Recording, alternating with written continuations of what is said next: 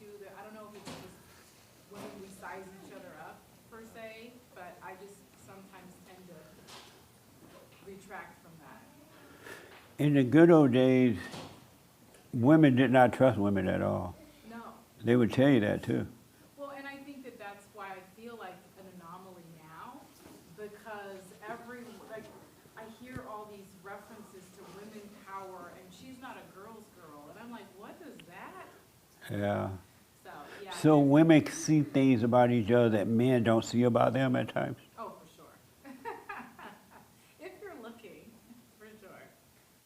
Yeah. Amazing. Now you're looking at me like I'm strange. No, that's true. I haven't heard, well, I don't know if I heard a woman be that honest before since growing up. Yeah, we for sure see the things that, we see things in other women, for sure. Yeah. That's why when you were dating your parents and you brought a woman home, which was rare, they said, don't marry her. They know right away that's not a good wife. Yeah. Isn't that amazing? Why can't women be honest with each other now like that? Because they have a vested interest in empowerment of women, I guess. There's this push and pull. Women are disenfranchised. They're not given enough opportunities or equality and all that. So they kind of reserve all that they see for pushing the agenda that women deserve whatever it is that they feel like women deserve. I noticed that women don't mind making up lies about men that they dated or married or whatever. They don't mind just lying at all. They feel nothing about it. Sure. You know?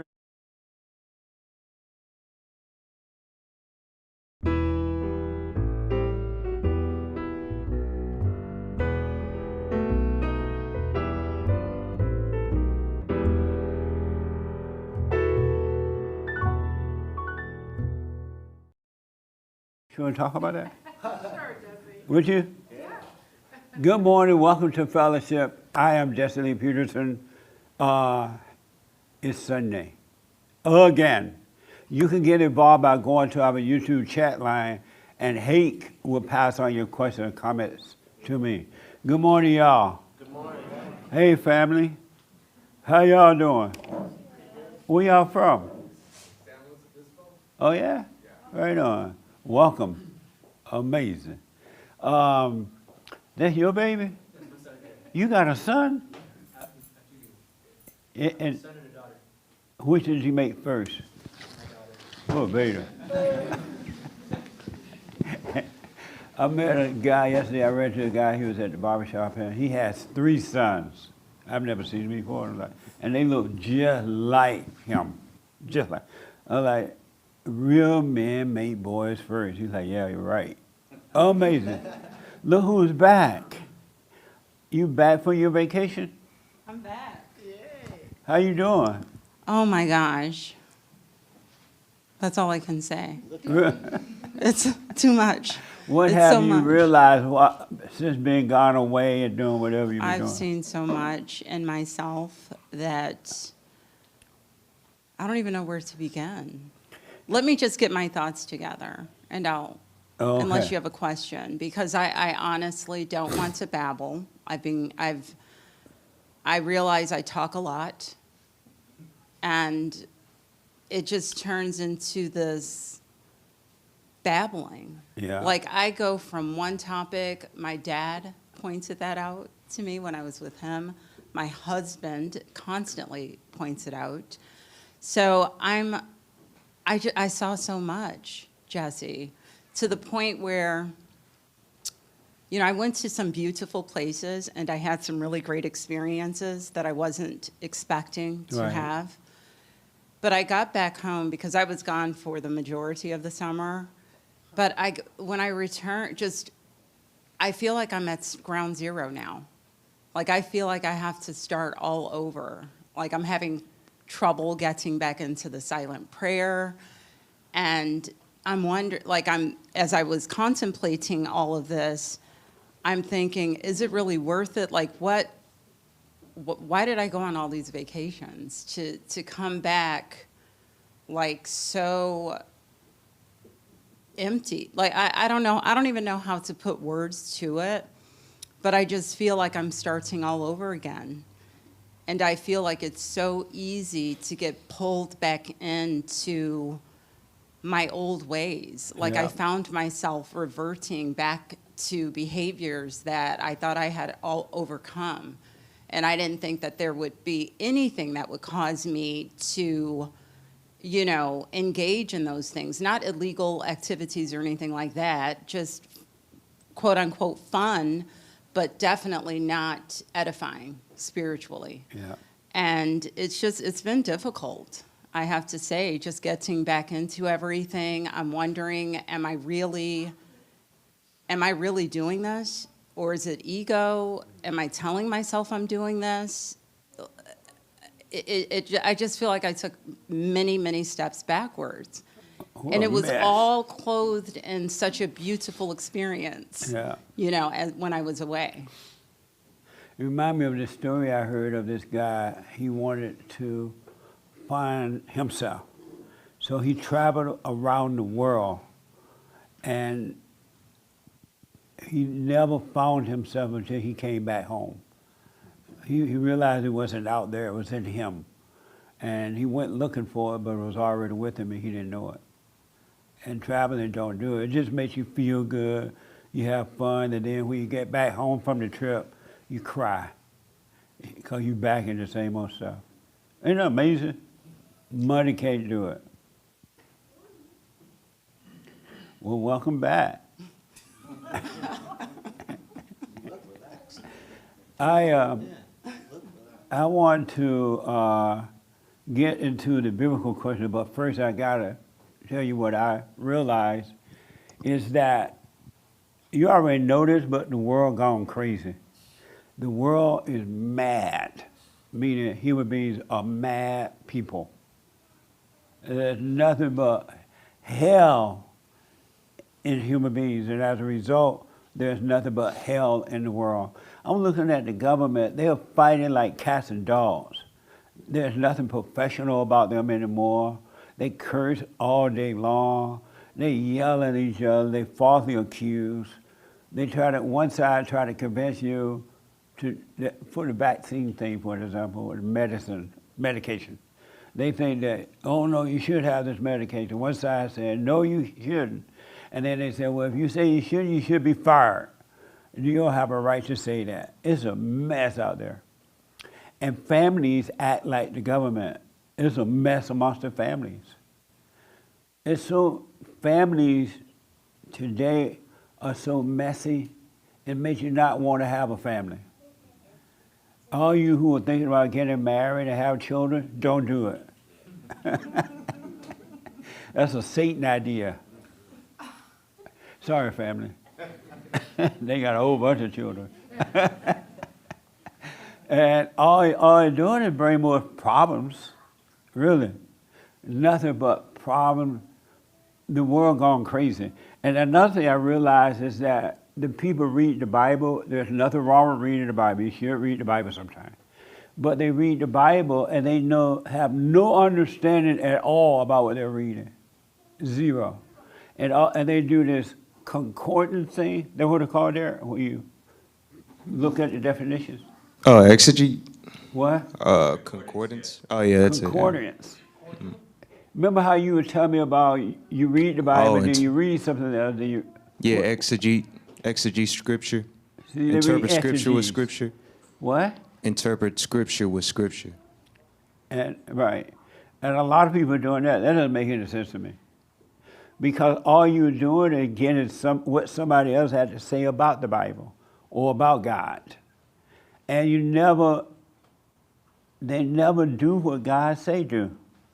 And then they don't question, okay, I read the Bible, I know the Bible, I believe in Jesus.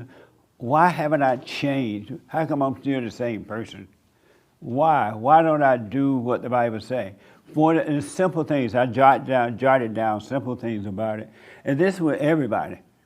The Abba people, the Christians and Jews, the Mormons, the Muslims, and Everybody. They read about God and they talk about God, but they don't live God. And they don't question why. And I remember I used to ask God, okay, I heard that if we believe in you, we will have peace. What does that mean? You know, how do you have peace? Because I have no peace at that time, right? And so I would question things, but all you do is read the Bible and you believe you got it. For an example, God said to love Him first with all your heart, soul, and might, along with nothing else or nobody else. Only to love Him first. Nobody love God first. What the? They love their family, they love their pot, they love their material things, they love their husband, their wives, their children. They don't love God first. They will say, oh God, I love you, but in their mind, they're hoping God give them something. I want a wife, and every woman they see, they think it's from God. Or a husband, every man they see. Their mind is still set on what they're going to get from God, not just clearly set on God. And God is not going to change because you pretend that you want Him and you don't. When your mind is truly set on God, that's all you're going to think about. You're not going to think about what you have or don't have or what you want. You will have no wants and no needs when your mind is on God. You don't think about, oh, I want this, I want a family, one day I want a house. When you put that first, then that's your God. And Satan will give you that. You can ask God for a house. Oh Lord, please give me a house. And you'll get a house, but it'll be from the devil. Because all you ever have was trouble with that house. Now you can't pay for it. You're worried about this or that. Or you can ask God for a husband or wife, but you're really asking Satan for it. And Satan will give you a husband or wife, and then you fight. Because if it were from God, you wouldn't be fighting. There would be no fight. It would happen naturally. But you pray to God, you're trying to trick God. You can't trick God. And He's not going to change His rule unless you do what He said. Another one, love one another, right? That's the second commandment or something. Nobody love each other. There is no love. Nobody love nobody. That's how you say it, Hake? No.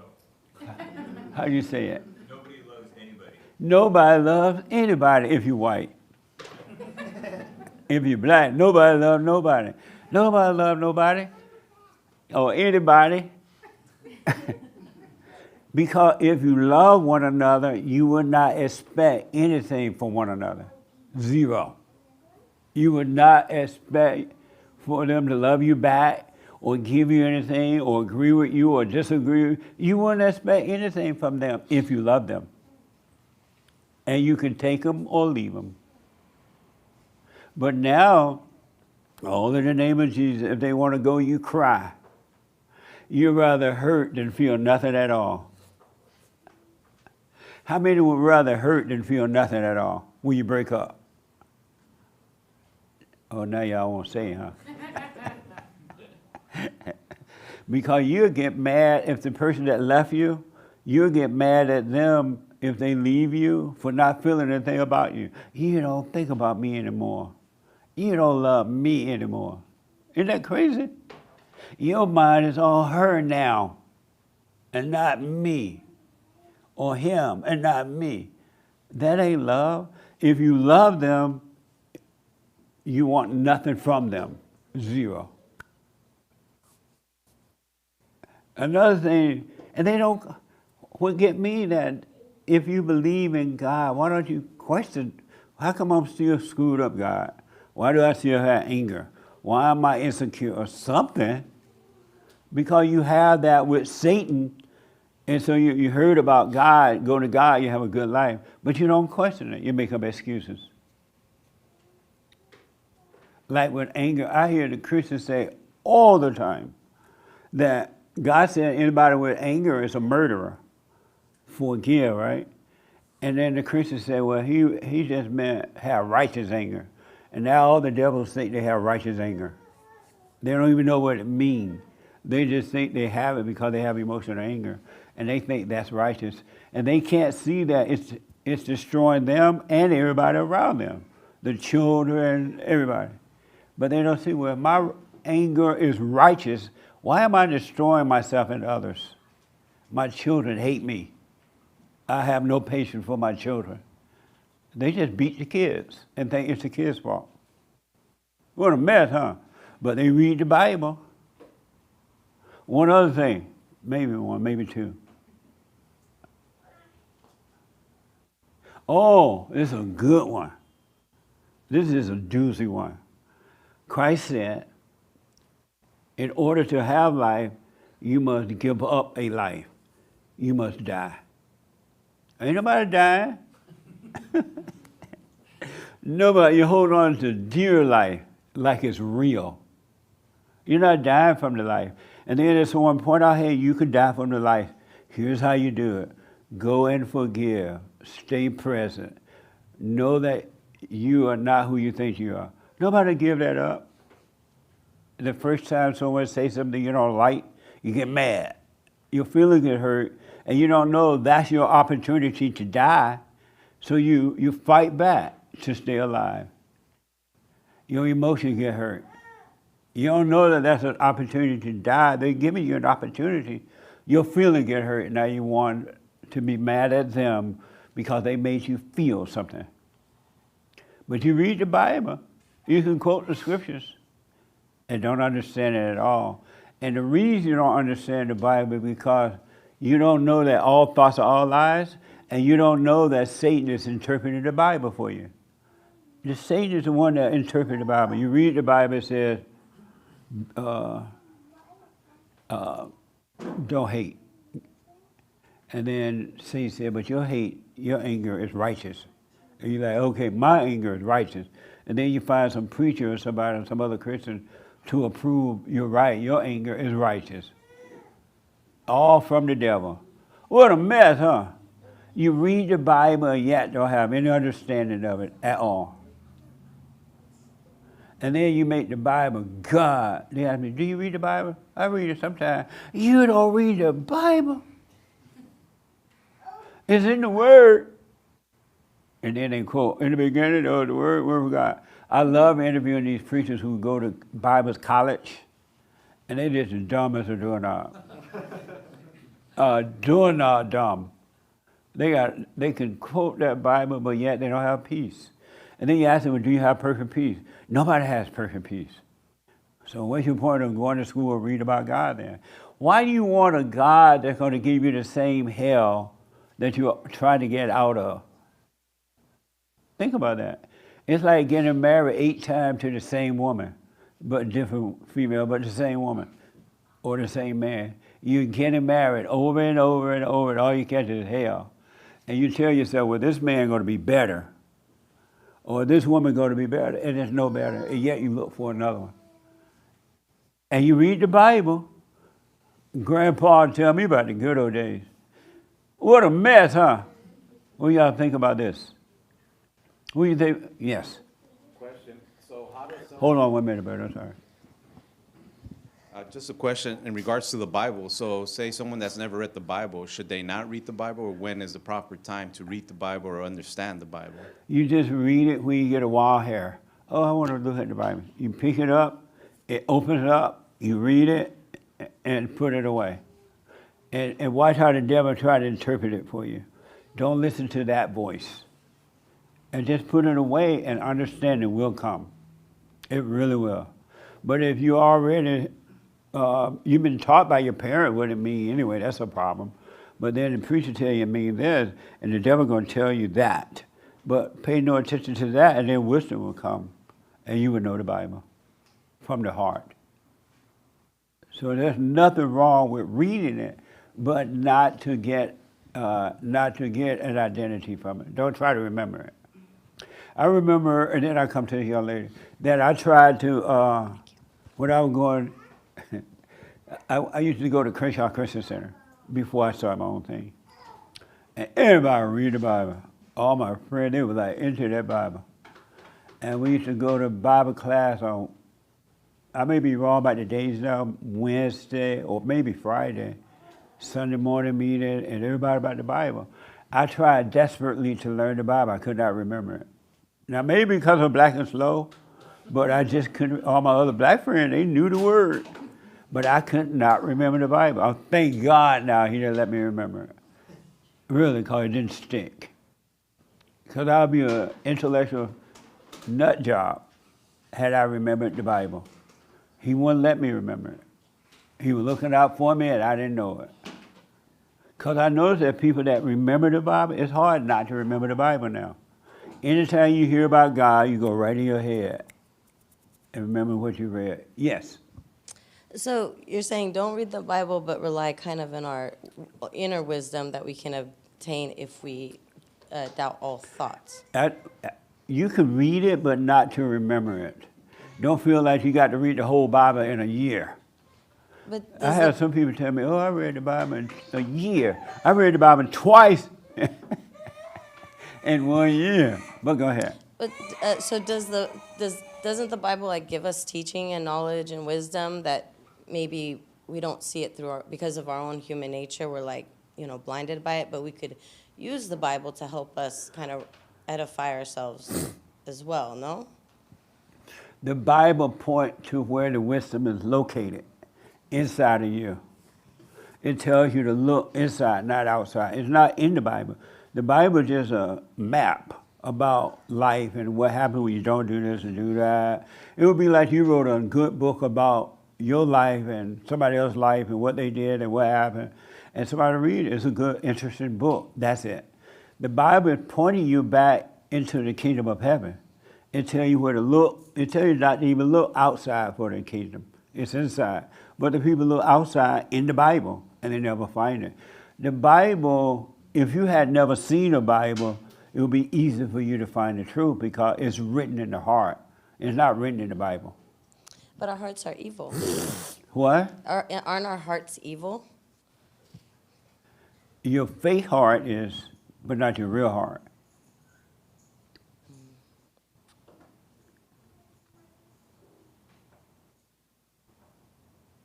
What do you think about that? It's I don't know. I guess the fake heart versus the real heart is like, is it one heart? We have two hearts? I don't know. I'm confused. That's all. The heart that you've been listening to is the fake one, the intellect, the imagination, the thoughts. That's the wrong heart. That's the one you want to overcome. And then there's a real heart. And you will find that as that one fade away. Then you will know the real heart. It still just goes back to like the ego. So like when the ego's in control, like all parts of your body are part of that fakeness. Absolutely. But once you let go of the ego, then the realness of who you are lives there. And then your whole body will be of the light. But as long as you're into thoughts and the imagination, your whole body is evil. Because I hear people say, well, I'm willing, but my flesh is weak. And they act like they're talking about this physical body itself. This physical body follow whatever is leading it. If you're of evil, it's going to follow that. Evil living in the body. If it's of the light, of truth, the body going to follow that. The body has to obey whatever's controlling it. And we can't even judge that. Like we can't even see that for ourselves, right? No. Because if we do, then we're already in the fake. You can't see what? Just seeing that when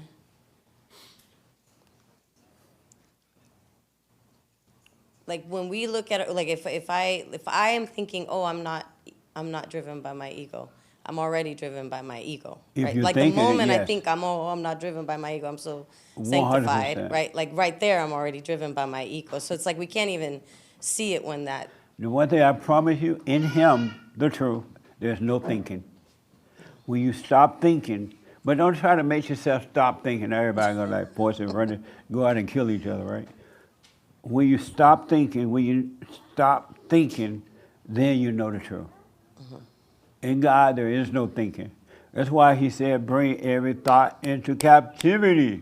Don't think on these things. When you stop thinking, the moment you think, oh, I got it, you don't have it. Because when you have it, you're not going to think, I have it. Because there's no thinking about I have it. When you think about it, then Satan tells you have it, and you don't. Yeah. Have you dropped your anger? Yes. Oh, good. And are you doing the silent prayer? Yes, every day, morning, every night? night. I can't go without it. Right on. I don't Stay stop with it. Yeah. Nice. No, I hope so. It's very simple. Just all thoughts are lies, and everything else will fall in place. Nice. Thanks. The young lady in front of you had her hand. Oh, no, I think you answered it. It was just in relation to the Bible and how we're supposed to use it to live by. I think as a child, I was always questioning why was it that God wasn't revealing himself in the present? Because the Bible will tell you that he revealed himself to these people at this time, and you can't touch or talk about any further God's revelation because all of it happened in the Bible.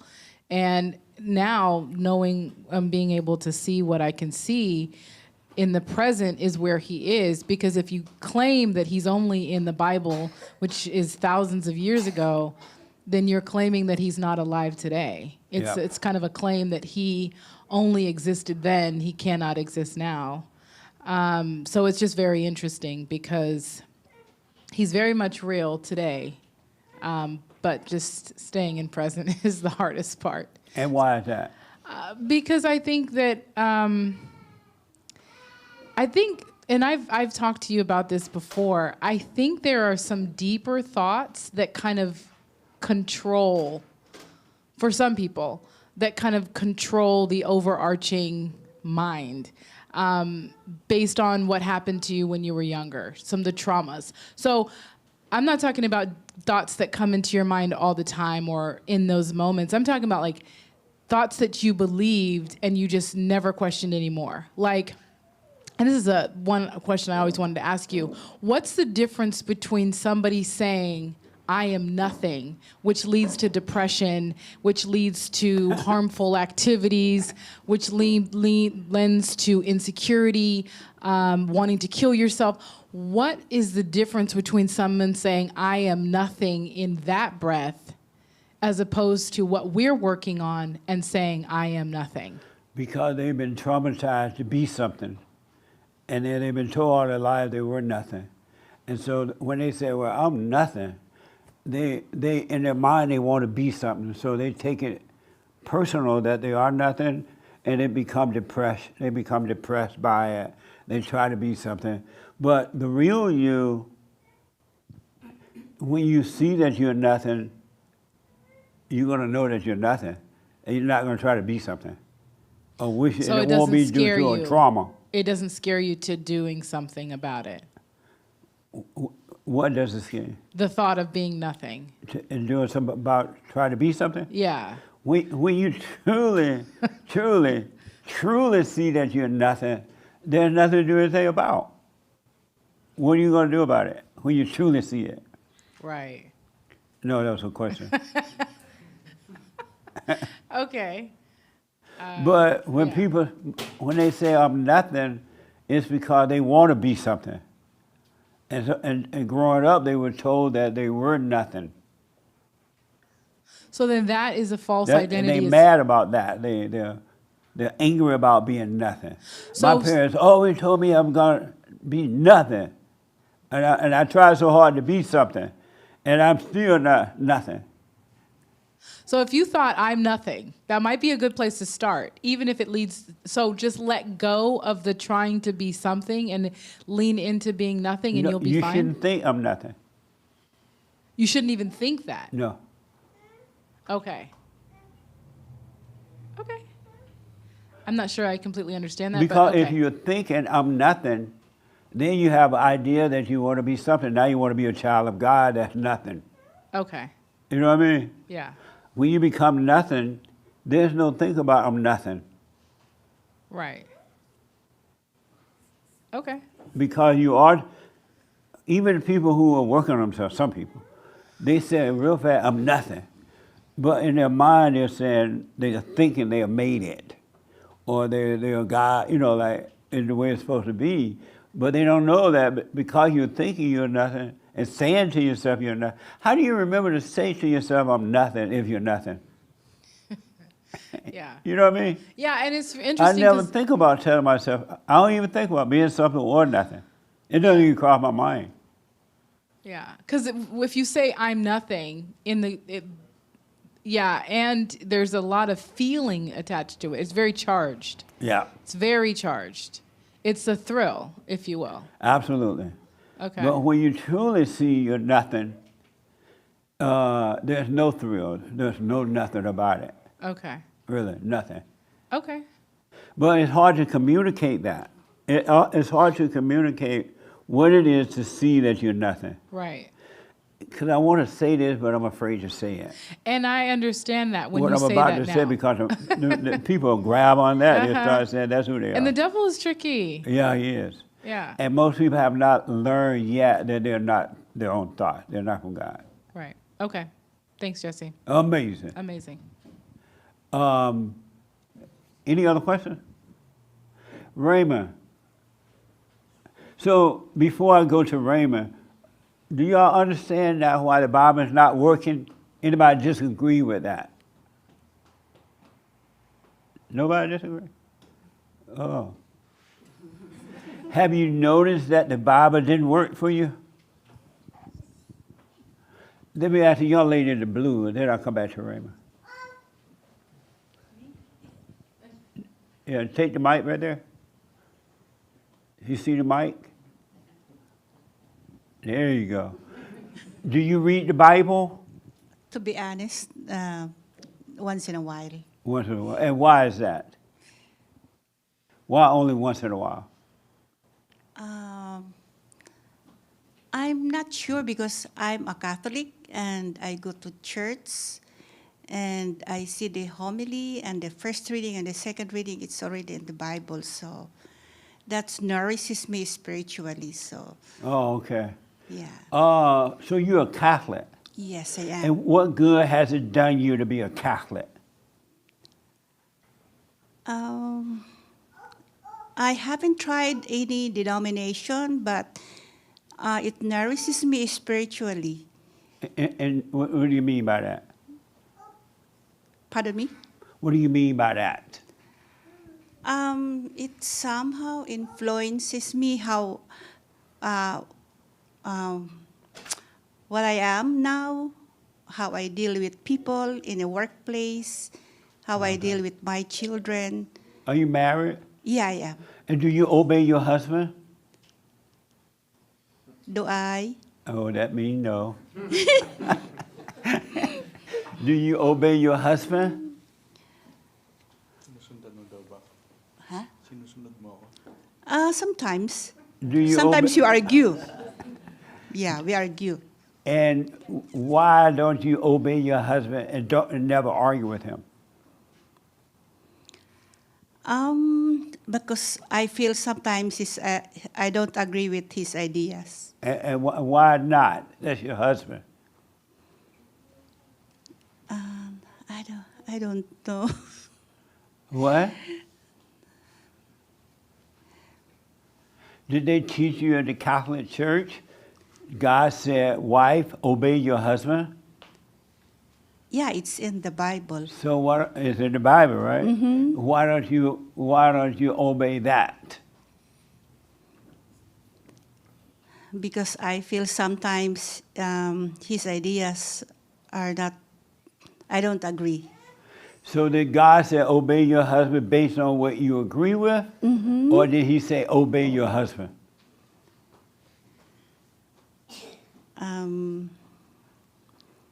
I really can't, I don't know. You don't know? Why haven't you questioned? I'm a Catholic, I'm a good Catholic. And the catechism told me to obey my husband. I go to Catholic. I love the Pope when he come to town. Why don't I obey my husband? Why have you questioned that?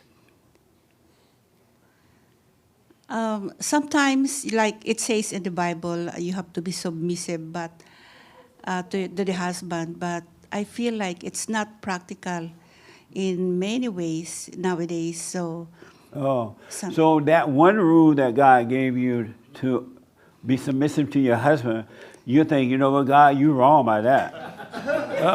That's not practical. That's the one you like,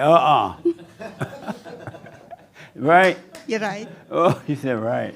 So you don't agree with God about that one, right? Right. You don't agree with God about that one? You don't?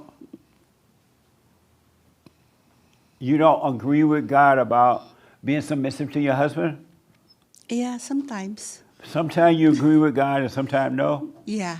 You determine when you're going to do that, not God, huh? That's probably being human. Amazing, huh? Yeah. What a mess. Do you have anger? Do you have my? Do you have anger? Oh yeah, I do have. Oh, yeah. Yeah, I do have. Yeah. But God said not to be angry. Why do you hold on to the anger? You read the Bible, you're a Catholic, you're a good Catholic. Why don't you drop the anger? That's the one that I should work with. And why have you done that? I just dealing with anger. I just like, oh, it comes and goes. I just like it flows. Like I have to flow with it and deal with it. So that's how I do. What a mess. Did your husband tell you to drop your anger? Yeah, he did. He does. But because you don't obey him, you won't drop it? Yeah, that's probably what it is. Do you know if you have anger, you have no love? You don't love anyone? I know. So you don't. You have children? Yeah, I have. You don't even love your children. I do. No, I do you love don't. them. How can you love them and you have anger? How old are they? They're in their. My eldest is 38. 38? Yeah. You don't have any children? What the? So if you love them, why do you still try to control them? I usually don't control them, especially at their age. They're already and they have their own families already. So. But why you keep getting involved in their life instead of leaving them alone? Actually, I don't. I don't interfere with their.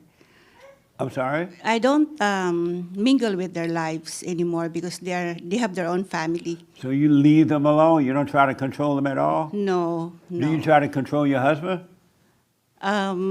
Sometimes, yes.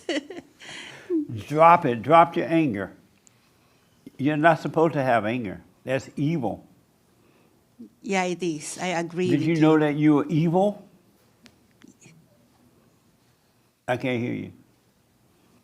She's doing this, but Yeah, I know. you know you're evil? So how can you love God and love evil?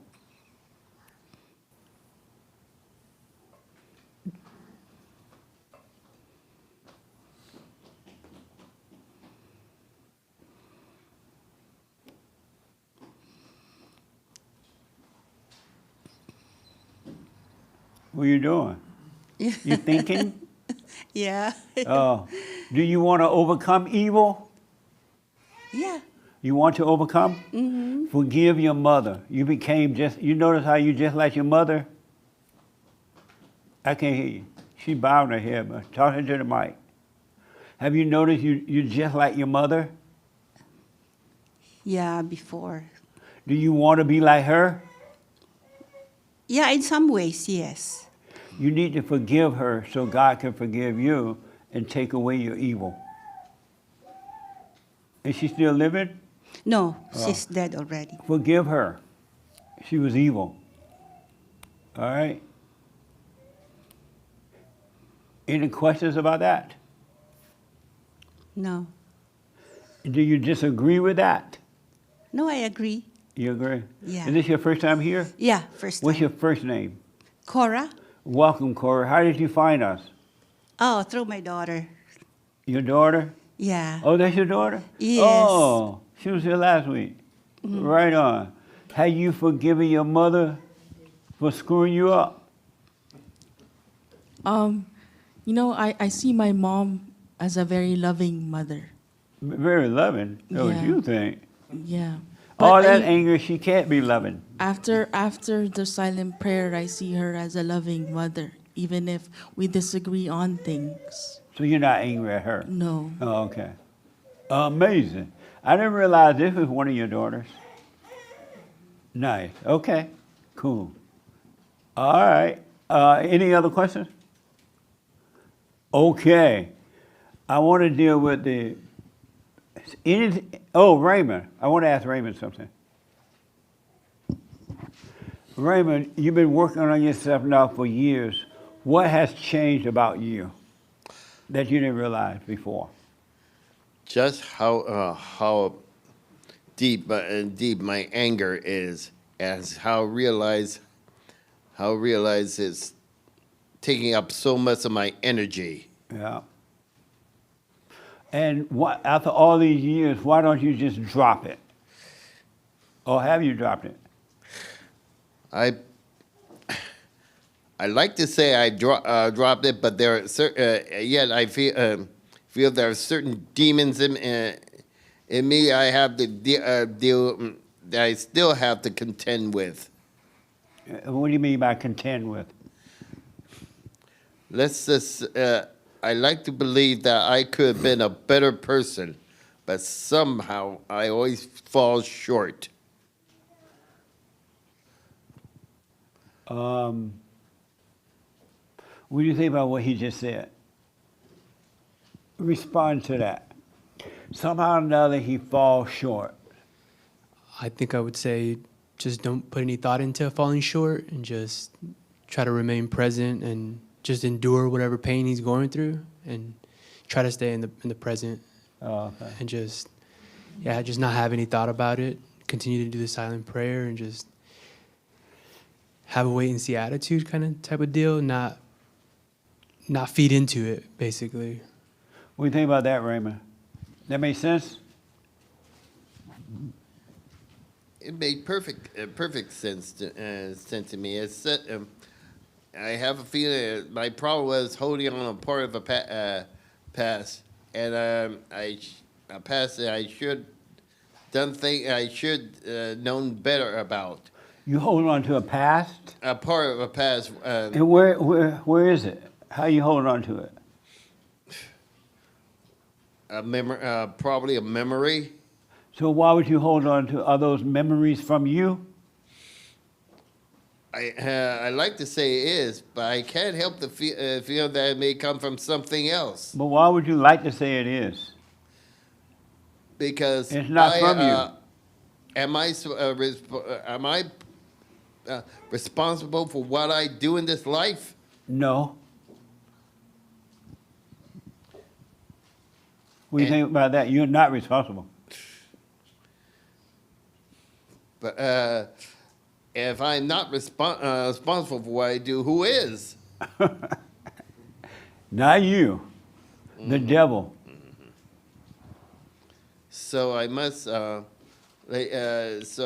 surrender myself to true salvation, and Why have you done that? I have a feeling that something doesn't want me to surrender, because when I pray, silently pray, it seems like a monster inside me, me is rebelling. That's why times I like to yell out when I pray. You like to yell? I feel like screaming when I pray. When you doing the silent prayer, or When I do a silent prayer, you feel like screaming? something inside me feels like screaming, because something inside me is not used to being still. Right. That's the hell in you. That's those evil demons inside of your mind. And they're screaming because they don't want you to be in the light. They want you to overreact. It's not you screaming at all or feeling that way. So I just need to keep praying, be aware of these demons. That's all you need to do. That's the only thing you need to do. Nothing else is required. Thank you very much for your time. You're welcome. Give it to the young lady in front of you. Yeah. Which one? Right, about one in front of you, buddy. In front of you, not to the side. Oh, here. Did you think the side was the front? I thought this row was the front. What row? There it is. I'm 2 rows up. Oh, you 2 rows up. Oh, Raymond, wait. Okay. Do you still cry? It's different, but yeah. You still cry? Yeah. And what's the difference in your crying? Because it used to just be like a general depression. Yesterday I cried because something upset me. And so it was like immediately just a physical response. And did you think But while you were crying, did you think, I'm lying? Did that cross your mind? I tried to think of it that way, but it's like I'm confused and I don't know what to do about this thing. About what? About the thing that made me upset. I'm like, I don't know how to get myself out of this problem. You don't, oh, so that's why you still cry?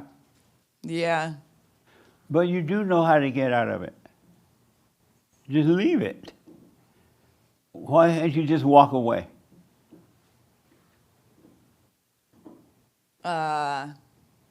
It was like a work thing. I'm in town for work again. Right. And it's just something I had to deal with in the. But why did you have to cry while dealing with it, the work thing? It was after, once I was alone. And but why did you have to cry alone? I don't know. It's just, like I said, a physical response. Like my body just cried. It just cry by itself? Yeah. Nothing give it a reason to cry? Probably. Something is giving the body, it just doesn't cry by itself. Something is telling you to cry. Because it's telling you, oh, that was bad, that was good, or how did you end up in this situation again? Or I'm going to get fired. It's telling you something, and then you cry. Why don't you pay attention to that and not obey that? Don't believe it. I don't know how to answer. I don't know. Oh, okay. You want to tell her how to do that?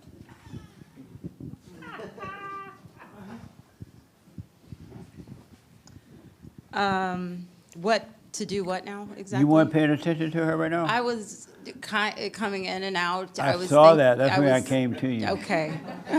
We're sitting in fellowship. I know, but your sister need help, and your Right. mind is in Peter City. It was on me, like it was on my whole situation. I But know. it should be on her right now. Right. I was floating in and out. I did hear her say something to the effect of she cried because it was a physical response Right. to something that happened.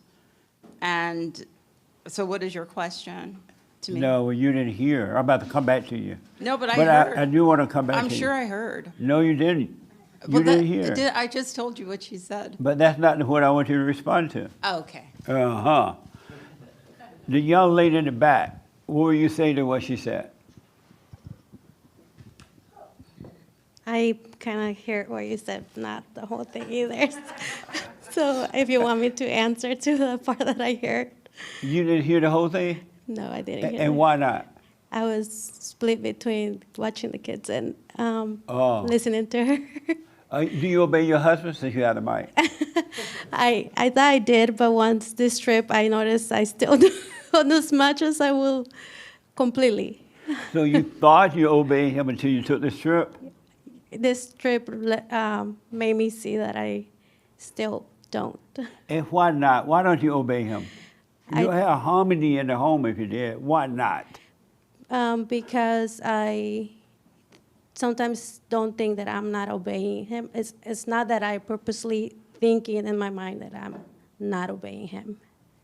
But then I realize something after the math. After you disobey, you realize you didn't obey? Yeah, kind of. Yes. So you don't see when you're not obeying that you're not obeying? Yes, in a way. I thought I'm thinking that I'm doing the right thing. Really? Somehow, yeah. Did you drop your anger? I did, but I sometimes don't catch it until I having feelings. Did you forgive your mother? I did. Oh, good. This your first time here? Yes. What's your first name? Nancy.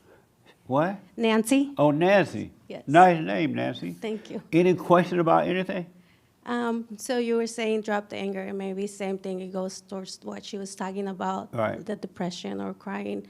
In a way, when I see it and then I'm look for it, like where exactly is it, like in me or in my mind or in my heart, or I don't find it, and then it makes me realize that it's out of me, so to speak.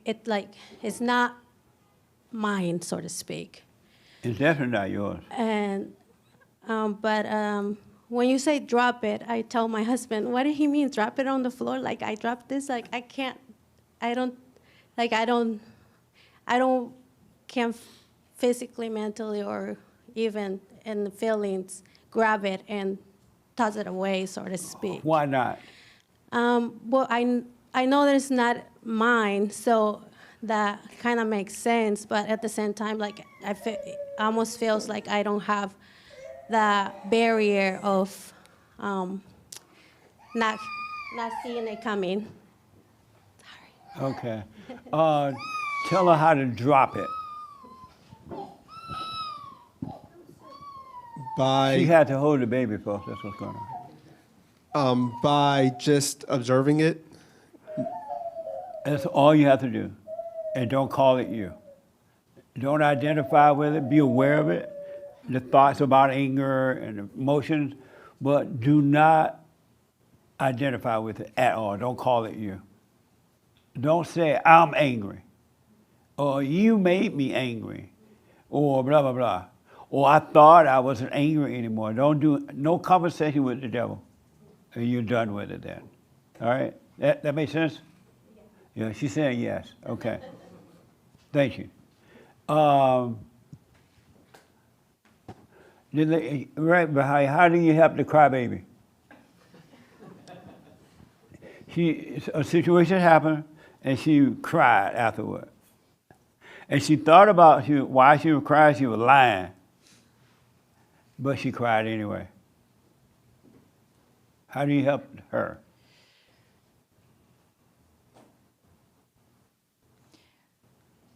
I know we're not supposed to identify with feelings, and maybe she was unconscious, and she slipped back into her old nature, with what is comfortable. And I actually did this myself a couple of weeks ago, and I cried, but I don't feel like I had. You cried? I did. Did you know you were lying while you were crying? I wasn't positive that I knew I was lying, only because I didn't feel like I had a feeling attached to it. I just felt tears coming down my eyes, and I was like, what am I doing?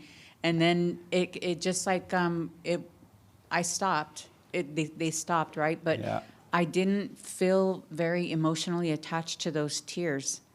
I don't know if that's Good. possible or not. It is. Okay. It definitely is. Yeah.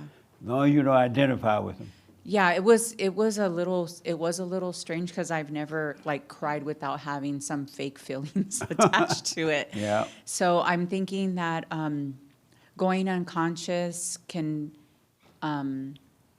lead up to identifying with your old nature, and it feels comforting, because we like playing games with the devil. Love the devil. Yeah, we like that. It's amazing how human beings love evil and hate God. Really. Because if you didn't love evil, you would let anger go. And you would love God. But you love evil. That's why you get angry. That's why you want to be desperate. You want to be depressed. You want something. You want to be in desperation because you love evil. That's the only reason you do it. If you didn't love evil, you would drop it. You love evil. I go to court for my children because I love my children. No, you don't. You love evil. You don't love your children because if you love them, you let them go. Okay, you can have a wife, bye, and go make some more somewhere else. No, don't make any more. But if you had love, love don't hold on to anything. Love don't hold on to anybody or anything, any form or any fashion. If you love. But you don't love, you hate. And you call it love, but you're lying.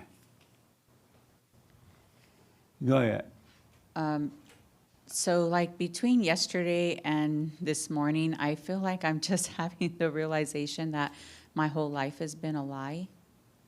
Been a what? A lie? Yes. Everybody's life is a lie.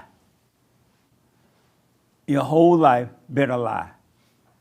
Isn't that something? You've been faking it all the time. It's been a lie. It's not been true. That's amazing, huh? To see that. Yes. And I realize I have to relearn everything. We've been brainwashed, started with our parents, the church, and everybody. The experts. The experts can have you taking medication you don't need. And you think they mean you well, and they're doing it for the money. They make you take I know people carry around packages, boxes of medication. They have to take it every hour or so. I'm like, are you crazy?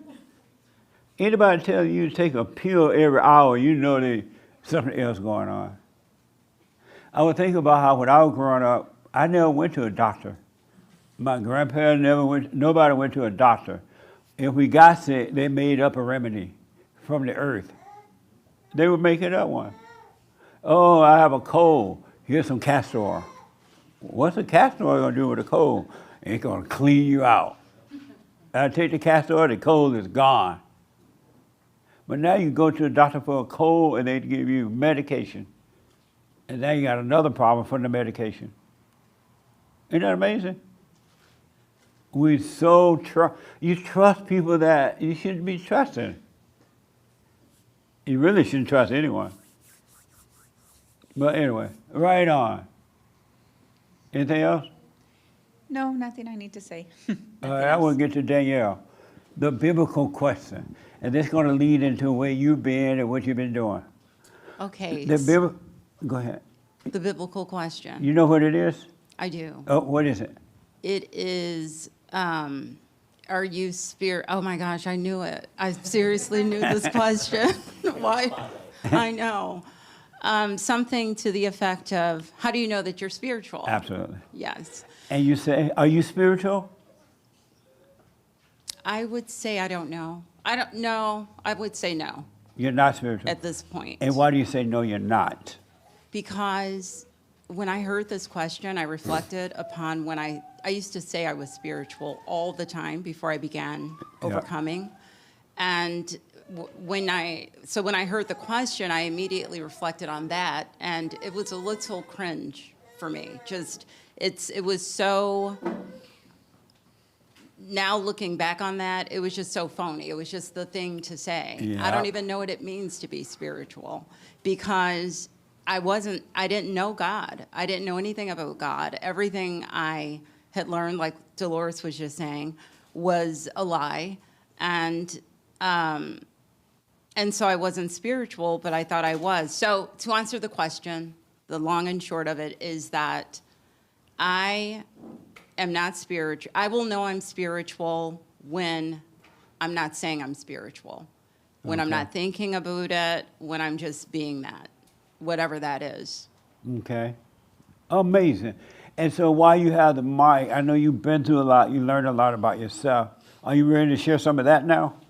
Sure. Okay. I mean, it wasn't even that, like, this is my question to you. Let me ask a question. Okay. So I enjoy doing certain things, traveling among them. So I got a chance to travel a lot this summer. She thinks she's white. Black people don't travel like that. What the? Stop it. Yes, they do. No, they don't. It's Unless they gonna 2025. fight. It's 2025. So here's my question, Jesse. There was nothing dramatic that happened. It was just I was watching myself the whole time. I was immersed in an environment that was different from what I'm around on a daily basis. Just a lot of people with a lot of money and a lot of things and a lot of material things. Yeah. And it just made me, I just saw it in such a different way than I had in the past. So the question is, as I'm overcoming, how do I because I don't want to stop traveling. I don't want to stop doing the things I enjoy. So how do I maintain myself, like my overcoming this walk that I'm on, and stay keyed in on that while I'm doing things with people that I've never done them with before, or I'm meeting new people. How do I do that and still enjoy it, get enjoyment out of these things that I think God gave us to enjoy? And why do you still want to enjoy those things? You don't want to let those things go. Why not? Why should I? Why should I let that go? Like, that's a serious question. I'm not being... No, I know you are. But why don't you want to let them go?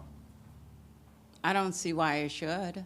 What do you I mean? don't see why I should not. I don't see why I should not travel. And why not?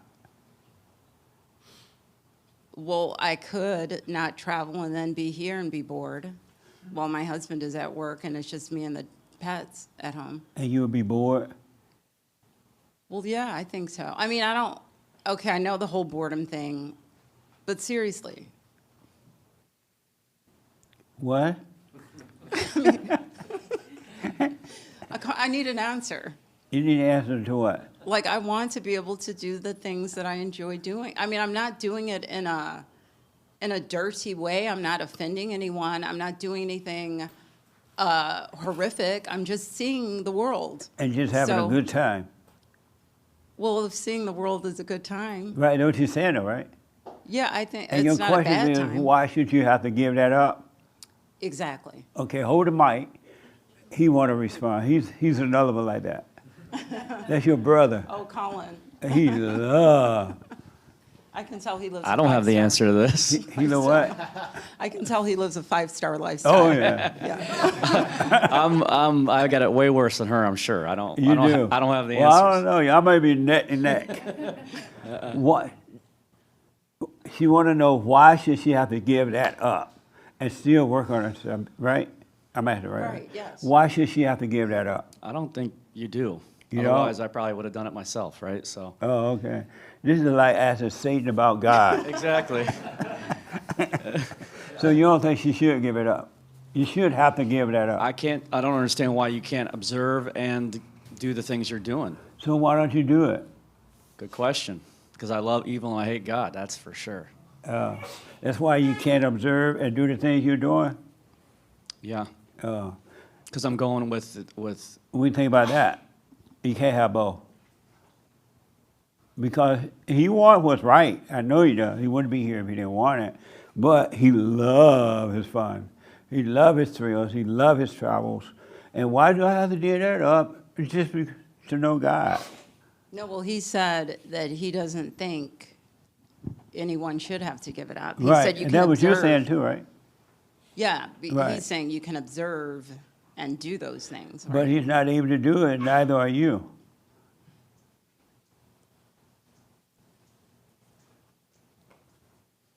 That's true. What do you think about that now? It's true.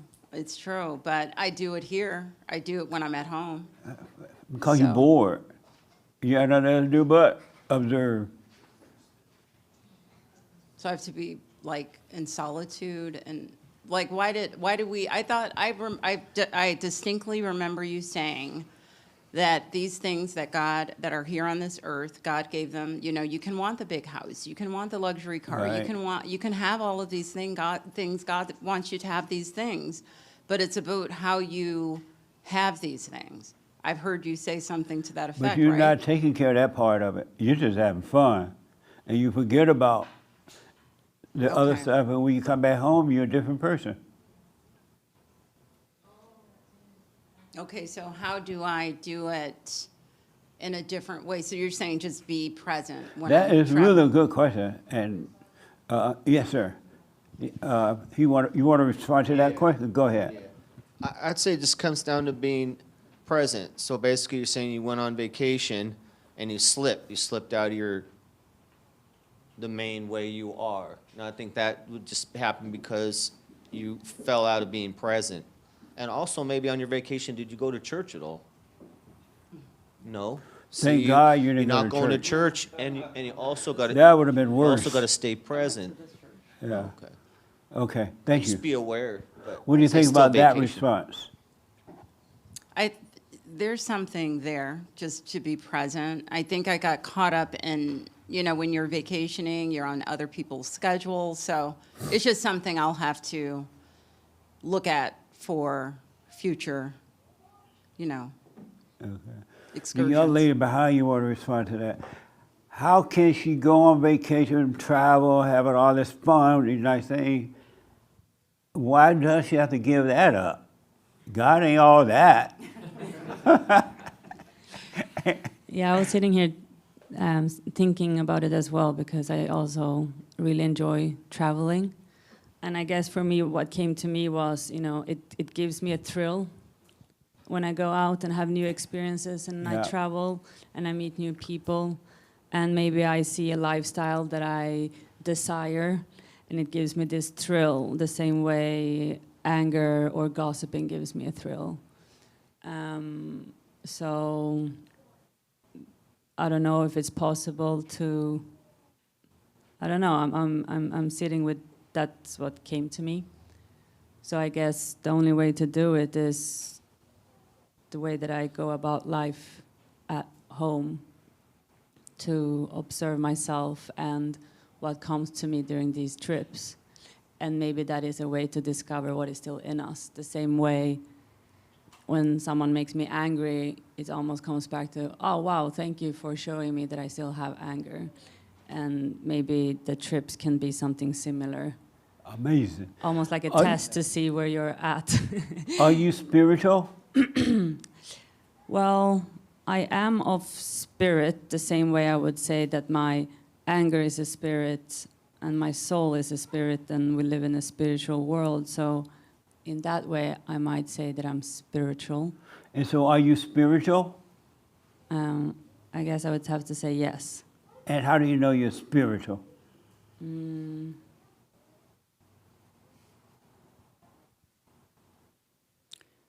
I guess because you can't really see the anger, but I can feel it.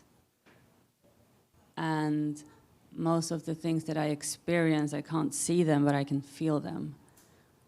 The same way I can't see God, but I can, feel God. That's how you know you're spiritual? Yes, it's none of those things are of physical matter. Okay. Amazing. I want to come back to the crying lady and the party lady in a minute. I don't want to get away from this. But Hake, do you want to tell the two ladies, one, why do I have to give up my fun? And God ain't all that. And I had a rough time at work. Something went wrong, and I cried.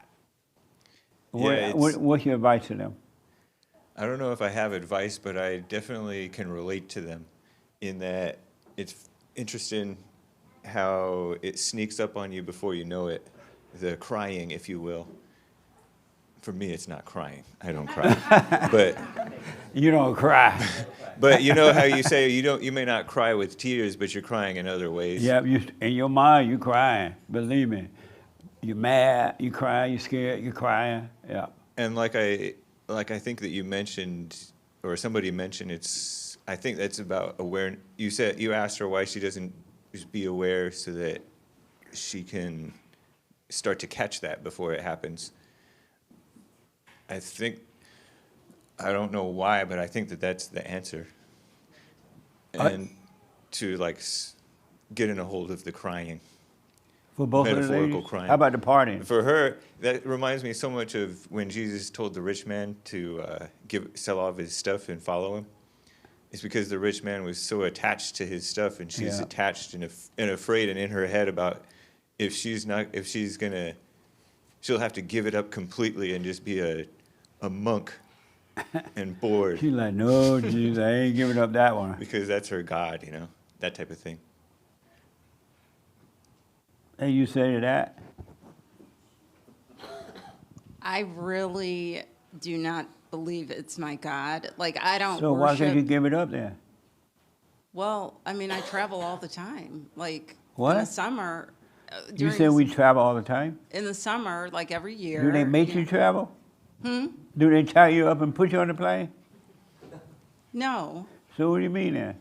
Jesse, this work is a little complicated because, we only have a limited time on this planet. And, I want to enjoy the things that I can enjoy. It's not extravagant. It's just experiencing other cultures. Oh, no, you go extravagant. I don't see you going less than that. Look at you now. Jesse, now. So, okay, let me just say, it is not like this. Like a lot of what you say, it's easier said than done, though.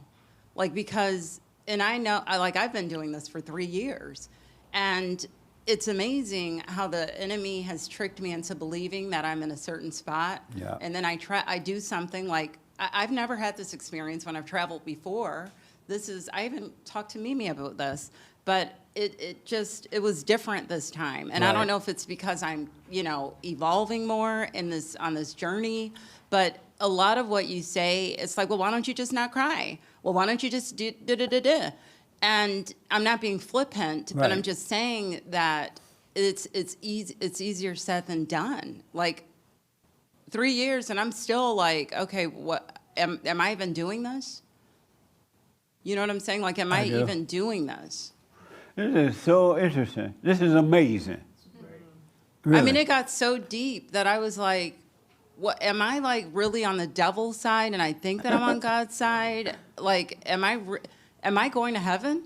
Like, this turned into a whole cacophony of just stuff. I freaked out. I called your show, freaking Yeah. out. Like, that's another thing. My relationship with my dad, I'm like, I'm not about to give that up. That's not happening. So, You're not about to give your relationship up with your father, your earthly father? right, because I had been, just real quick, Yeah. what I had done was I was holding on. You know how you say, don't hold on to Right. what I say, just let it go in one ear and out the other. Yes. But I always hear you tell people that your family is going to rise up against you. And I'm very close with my family, so ever since I first heard you say that, I think I just have been holding on to it, and I've been waiting for my family to turn against me. So when that debacle happened, when I visited my dad, I literally had a meltdown. And then it wasn't what it appeared to be. I feel like the devil was using that. But anyway, I have a lot to talk to you about Okay. during the forum. But the moral of what in short, it is easier said than done. Okay. To, do this. So I'm just give like it up all like over the that. place. Okay. Yeah. Mimi want to respond. That's our hand. And then, go ahead, Mimi. Well, I think I've been in the place of Donyale and also the woman that cries, especially the woman that cries. I think I cried the first time I got here, and then every you would cry at the time, batting of an eye. Yeah, every time subsequently for at least 2 months I cried. Yeah. And I feel like sometimes when we say the body has just a natural response to things, I wasn't catching the thought. There was a thought there. And I think the reason I wasn't catching the thought is because I did not know how to be still.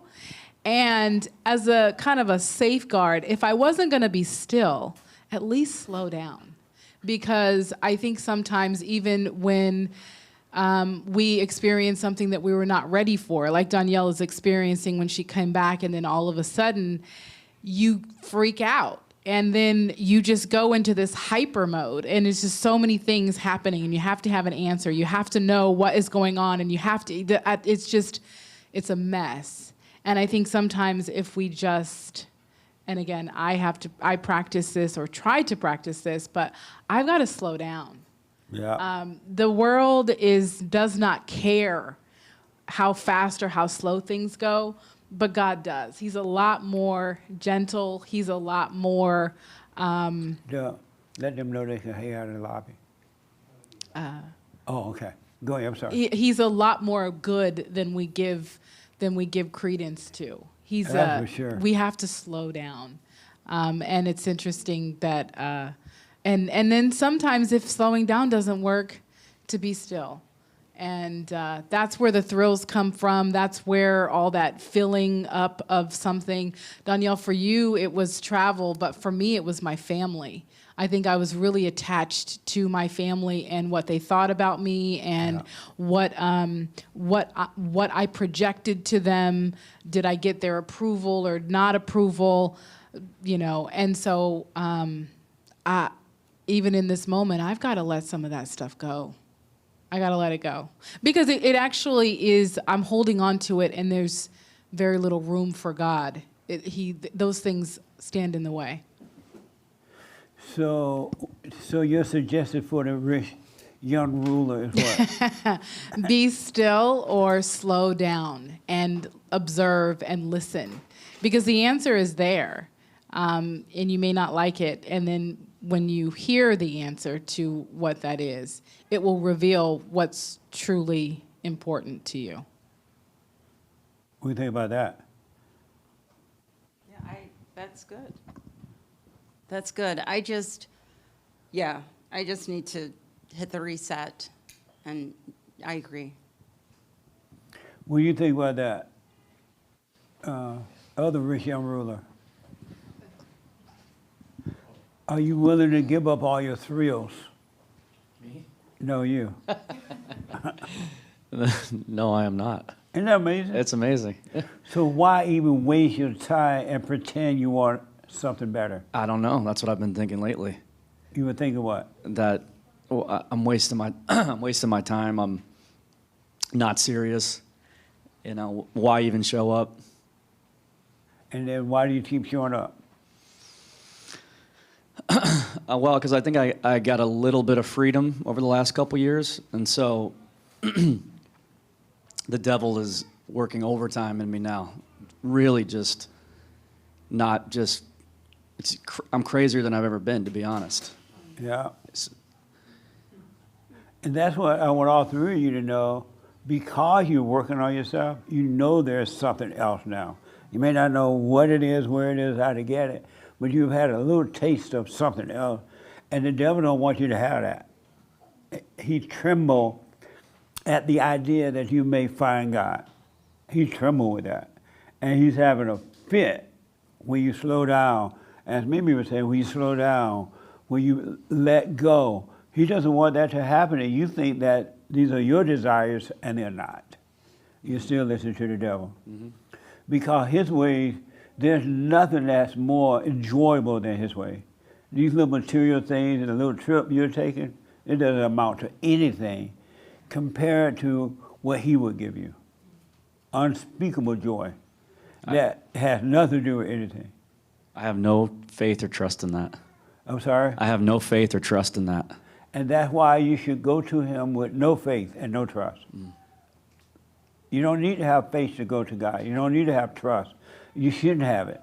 Come as you are, afraid, weak, lonely, don't know what's going to happen, don't know what I'm giving up, anything, and he'll take care of you. Mm. That's how you're supposed to go to him. You know what I mean? Yeah. That makes a little sense?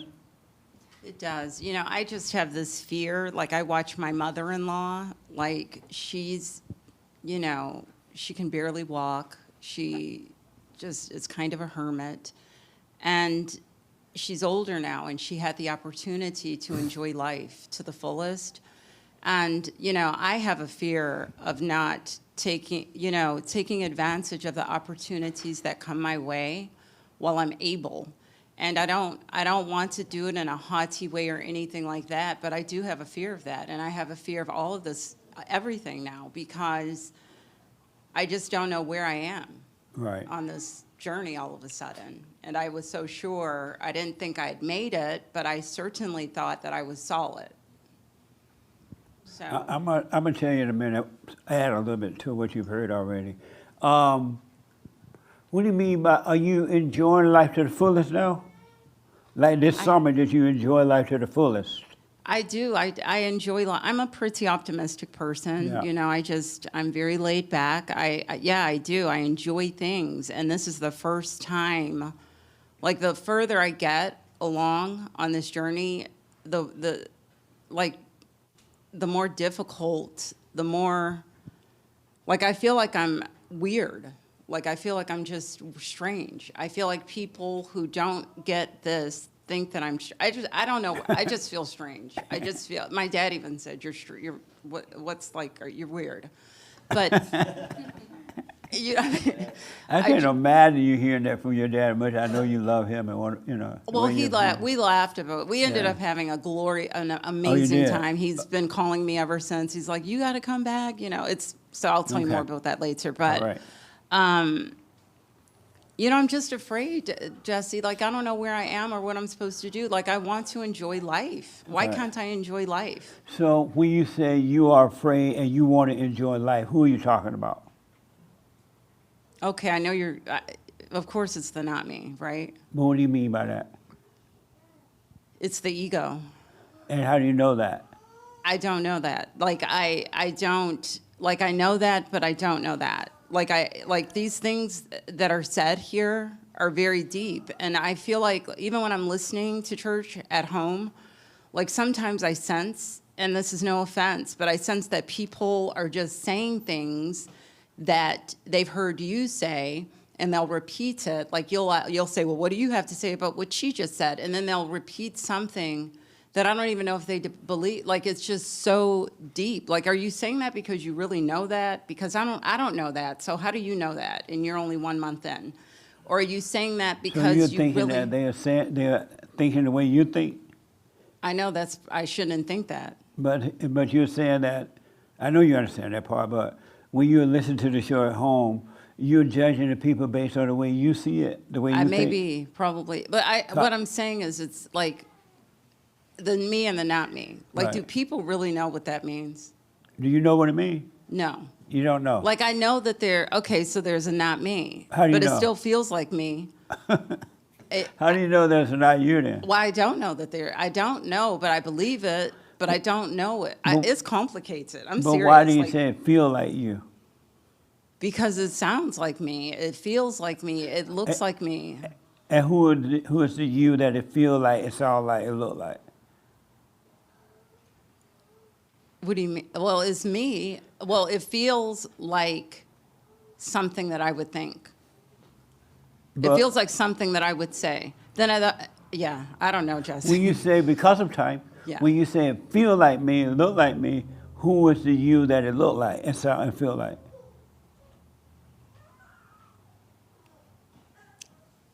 That question doesn't make sense to me. You sound like Mimi when she first came.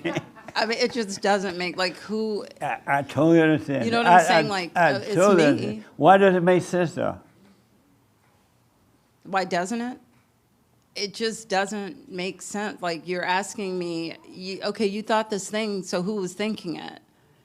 And I cannot wrap my brain around that. I really cannot. Like, I pray to God that he will shed some light on this, but I've been doing this for a while. And the thing about it, Jesse, is I know it's true. Yeah. I know it's true. But I just don't know it's true. Like, I don't know it the way some people, like I hear Rochelle talk, and she sounds like she sounds like she gets it. I don't get it. I don't get it. I know it from an intellectual How many people can relate to what she's saying? Let me just see the hands. Okay, right on. Most people can. And I totally understand. But it's scary though, because I'm afraid that I'm missing it though. And I'm going to end up back in my hell, like with the devil linking arms. And Because who- it's fun sometimes. And who is afraid? Well, I'm not ready for that question. You're not ready for that one? No, I'm sorry. I'm not Okay. going to sit here and pretend that I understand. I don't understand any Good. of this anymore, okay? Right on. Yeah. Colin, you had the same problem? You don't understand who you are. You don't know, like what she's dealing with right now. I don't understand who I am. I don't know who I am. Yeah. You don't? No. Oh, okay. I know the little identities that fly by in my head. I'm not that, but I don't know who I am. How do you know that's not you? Because they come and go and they change all the time and they're opposites sometime. And So if you know that, why don't you give up the parties, the thrills? what do they have to do with each other? Because you can't have the thrill unless you have that going through your head. Uh-huh.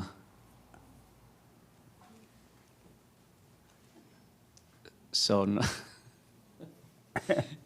I can't party? Said the rich young ruler. What do you mean, Jesus? I can't party. I ain't ready to give up that. Hey, you ain't all that. Okay. I'll come back to what? Oh, okay. Let me take this young lady and then I'll come to you. She's been waiting a while. Right here, Nick. Oh, okay. Yes.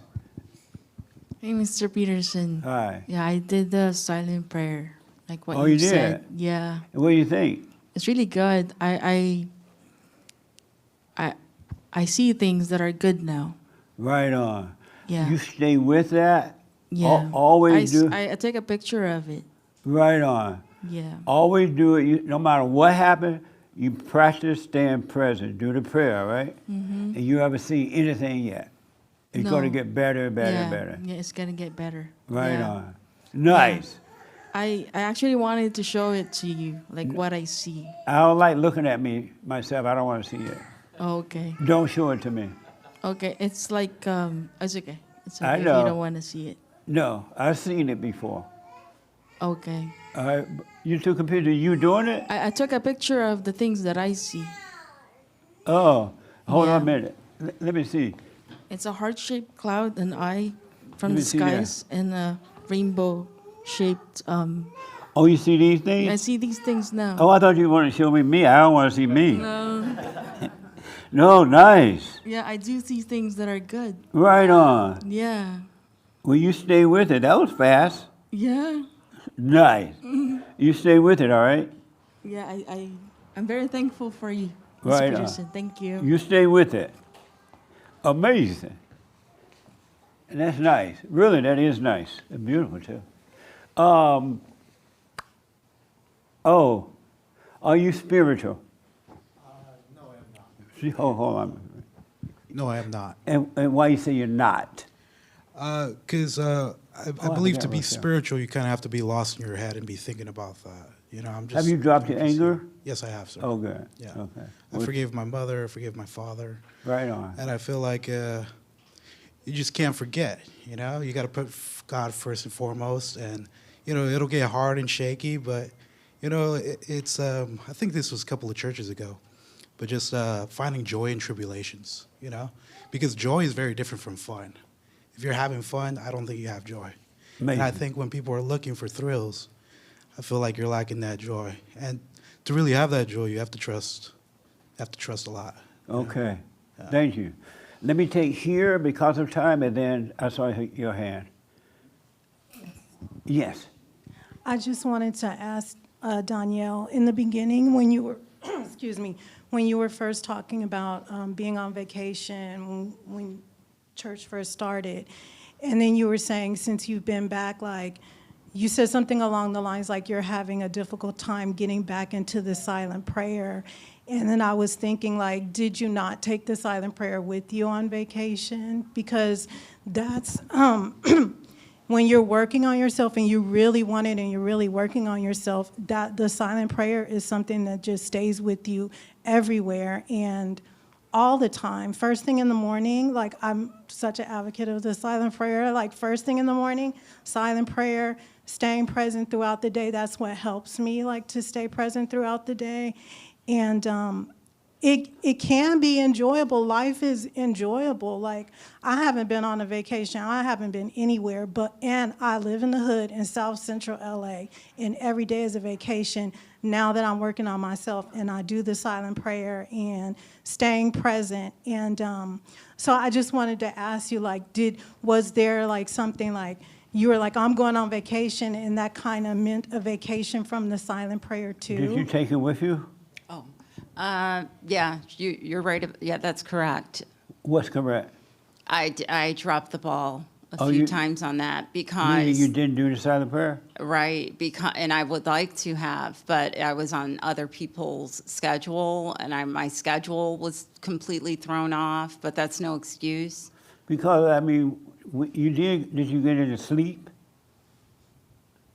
Right. Yeah. You did go to bed. Correct. Why do you just do it while you're in bed before you fell asleep? If the whole world can be around you and you can do the silent prayer. That's true. So why do you say you didn't have the time? There's no excuse for me not doing the silent prayer. Yeah. That's what it boils down to. Yeah. But yeah, I did drop the ball on it a few Okay. times. So Amazing. yeah, thanks, Rochelle. Yeah. The young lady, did I see your hand? Yeah. Okay. Well, I had a question, and that was, as I've been working on myself, sometimes I have a moment where I feel, oh, this is the truth. And then you work on yourself a little bit more, and you're like, no, actually, this is the truth.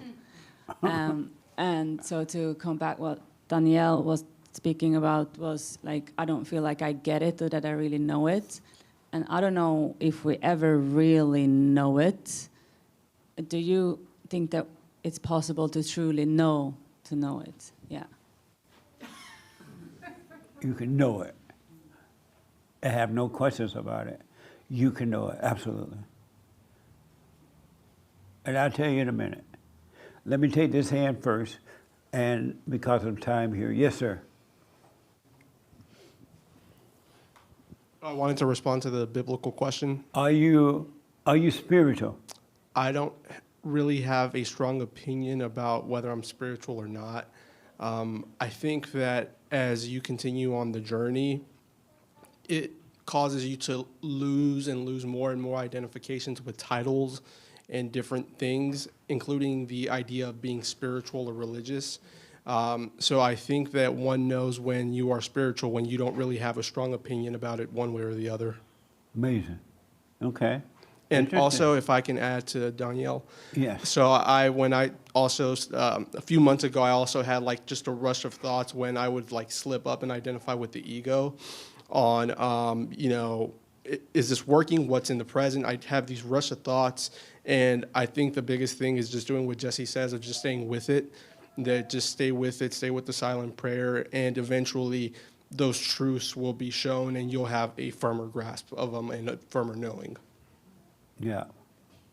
They both are right about it. You got it. There's no, God said to pray without ceasing. He didn't say go on a party trip and then stop praying, right? Unless, are you spiritual? No, I don't think so. And why do you think? Why do you Because say that? to me, the way that I understood the question was more like, if I still cry at night, quote unquote, then I don't think that I am. What? If I still quote unquote cry at night. You cry? At night. Inside. Inside, yeah. Did you know she cried at night, then? If that's still there, then I don't think so. Oh, okay. Yeah. Amazing. Nick, I know you've been wanting to respond to some of that. What did you want to say?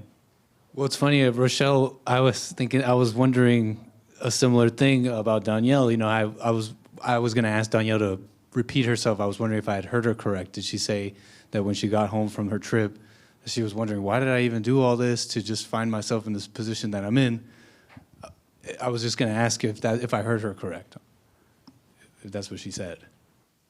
Yeah, that was correct. I feel very reprimanded, and I understand I will not be not missing that silent prayer another day in my life. No, thank you, Nick. Amazing. So what are you going to do about her crying at night? Don't worry. Don't worry. What I want you all to know, and I promise you this, nothing about you is real. You don't know who you are at all. Everything about you right now, and it will change if you stay with it, especially if you stay with the prayer.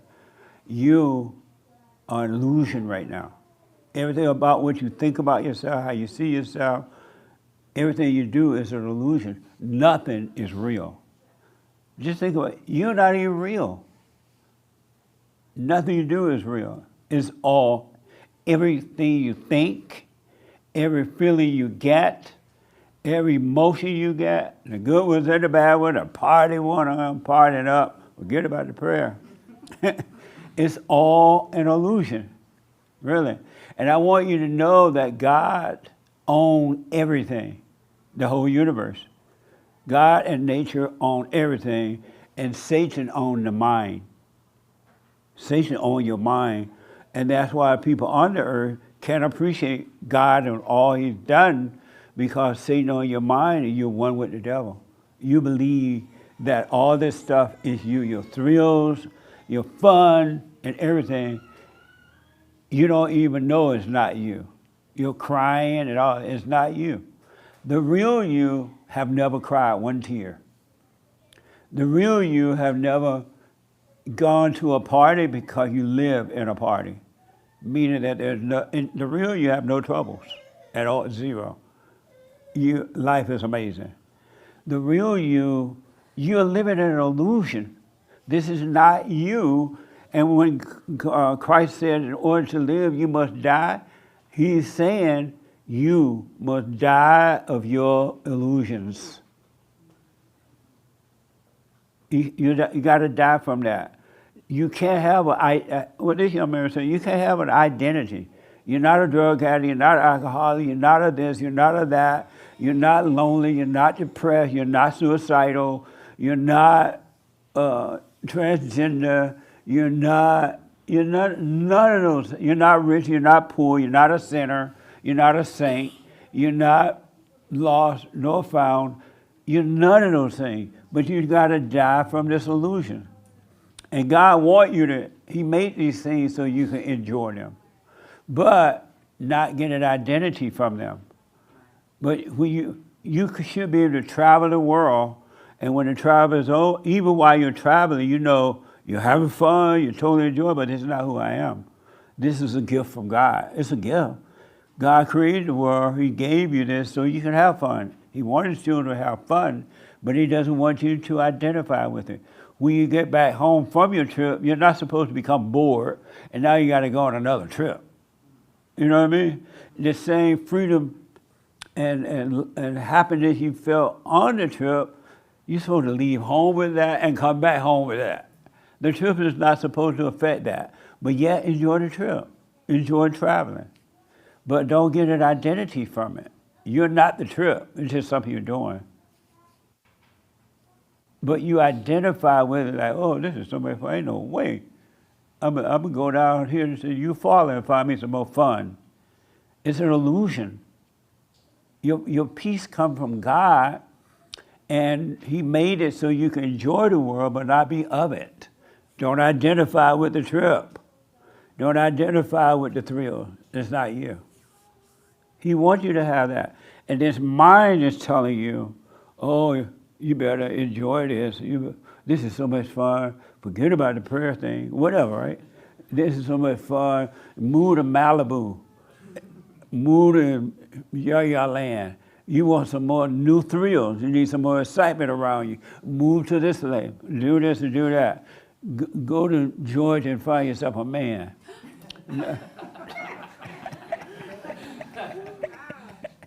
But it's already with you. Everything you are looking for is you, but you got to die from the illusion. And that's why when people attack you, when they call you names, or when they gossip about you, or they want to fight in the marriages and say husband and wife want to fight, don't fight. That's not you. Whatever they're saying about you, they're not talking about you. You need to see that so you can know that and let them fight by themselves. The real you have no problems at all. You got to die from this illusion. It's an illusion. That's why you're crazy and do crazy things. Because you're living an illusion. And Christ said, in order to have a life, you got to give this up. Give up. He told the rich young ruler, give it up and follow me. And the ruler said, no, I'm moving to Long Beach. I live in Malibu now, but I'm moving to Long Beach. I want some more thrill. I'm moving back home or somewhere. I need thrills. But he didn't know the greatest joy you could ever have is one with God. One with God. There is no words to express the joy that comes with that.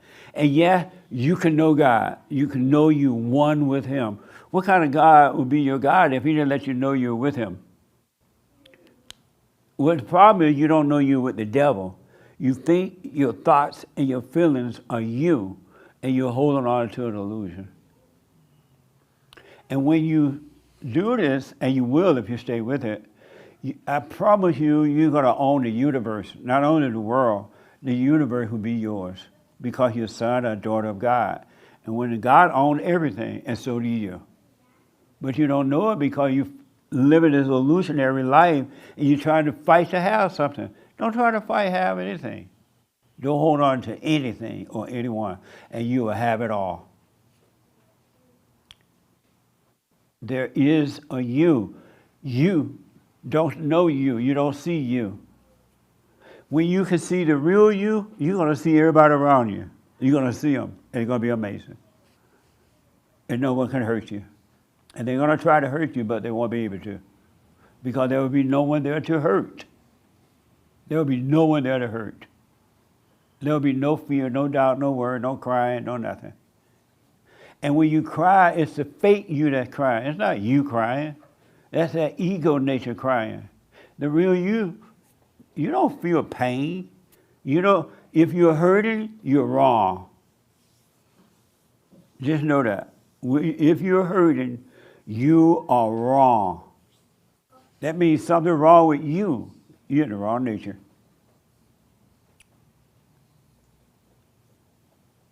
Heaven is not earth, and God is not man. Really. And the way you know that you're spiritual, I almost not want to tell you. But I will. But watch your thought when your thought tells you are spiritual.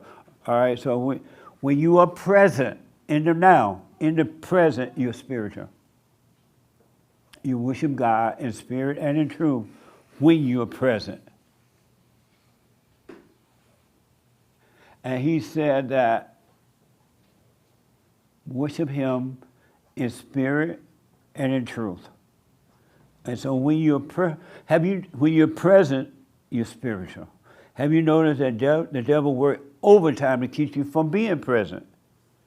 As long as you're hooping and hollering and praising the Lord and dancing around and looking stupid, the devil loves that because you're unconscious. He'll let you pray to the Lord until the cows come home. He'll let you hoop and holler and quote the scripture because you're one with him. When you know God, you forget about God. When you don't know God, you think about God all the time. Because it's just a thought, and the devil is using that against you. When you went to Father, you don't have to think about the Father.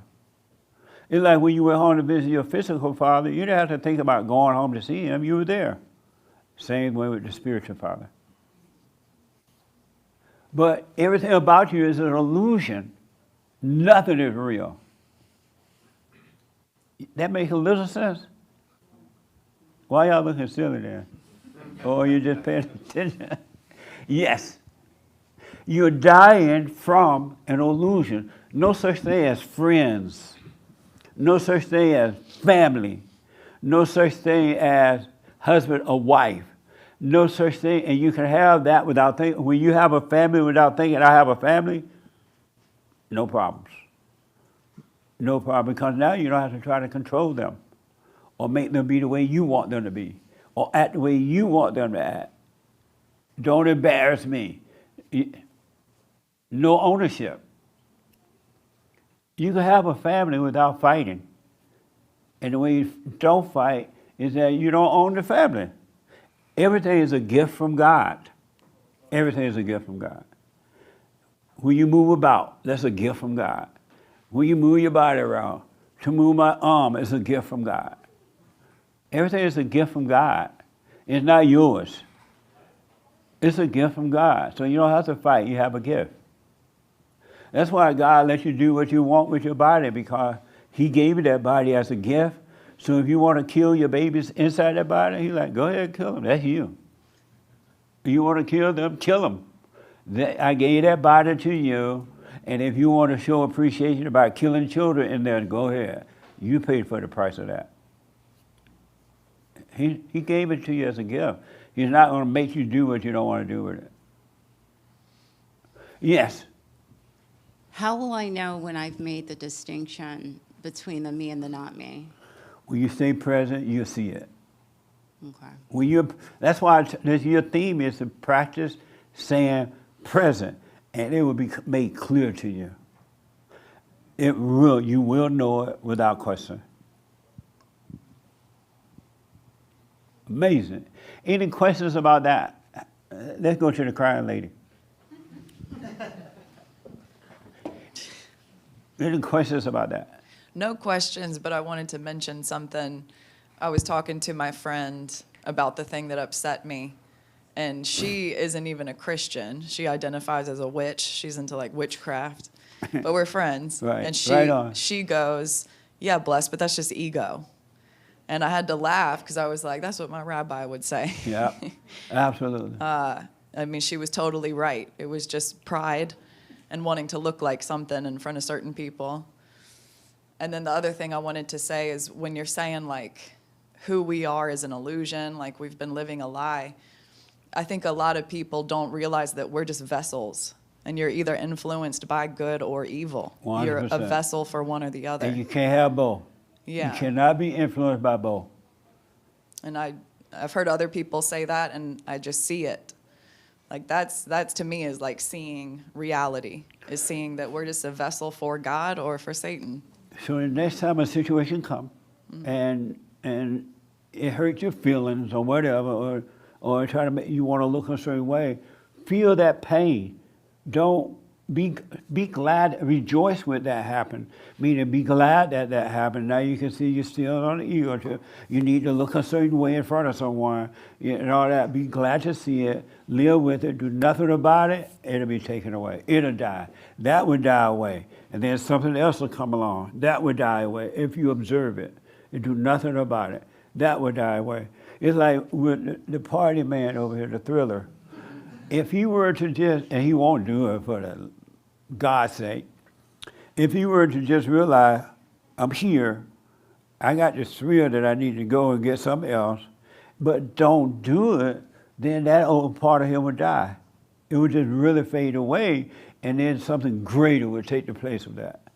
But he runs for the outer thrills, because he won't be still, let it go. He's not ready to let it go. He'll come around in 50 years. Yeah, and then he'll die.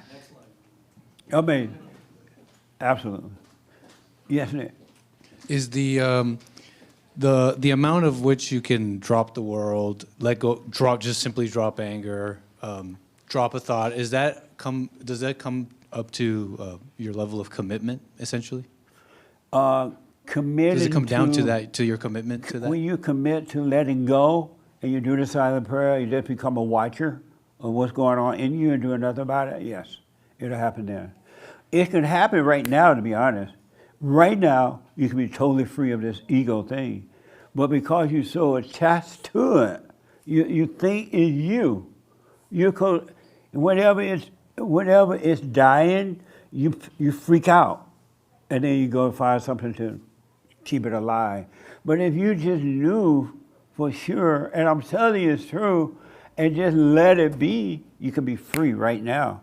But this thing is so one with you, because you're so one with it, the devil cling to you. It's like It's like when you remember Nick, we used to date a lot, and then you tell the woman, I'm done, and you leave her house, and she hold you, and you drag her out of the house because she won't go. You try to get out of the house, but she's like, don't go. And she fall on the floor and drag. It's like that. The ego is dragging with you. It's clinging to you. It doesn't want to let go. That's what it is. But that never happened to Nick. I'm playing. It didn't happen, Alexa. I'm just joking, so don't yell at him. No, I'm playing. I saw a hand somewhere. Oh, here. Let me take this young lady first. I saw that, then here and here.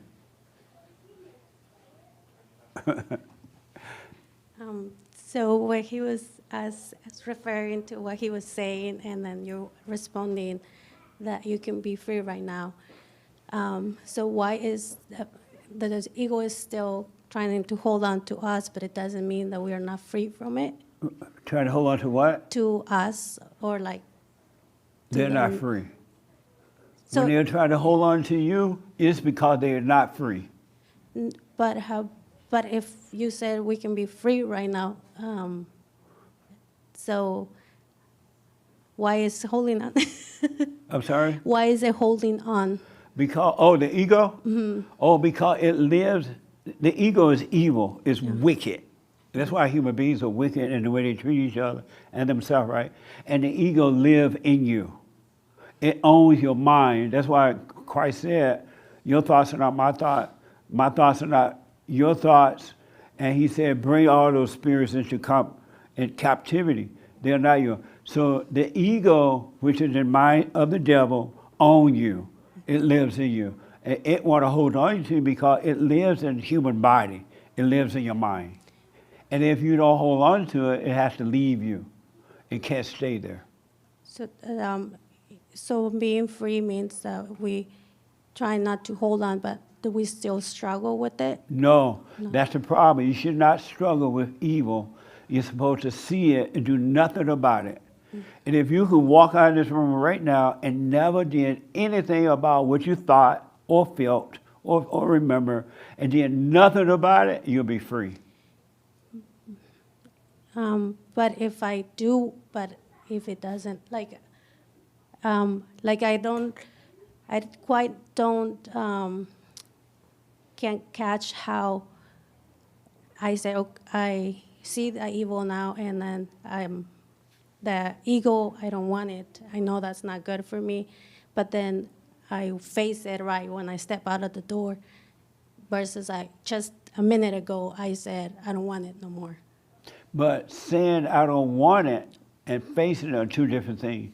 Let's say you know you don't want it. That's why you're working on yourself, right? Mm-hmm. But when you walk out of this door, the moment, or right here, right now, as soon as it says, "Oh, they're judging you," or this or that. If you just see that and did nothing about it, even if you didn't catch it in time and you felt emotions from it, but did nothing about it, you'll be free from it.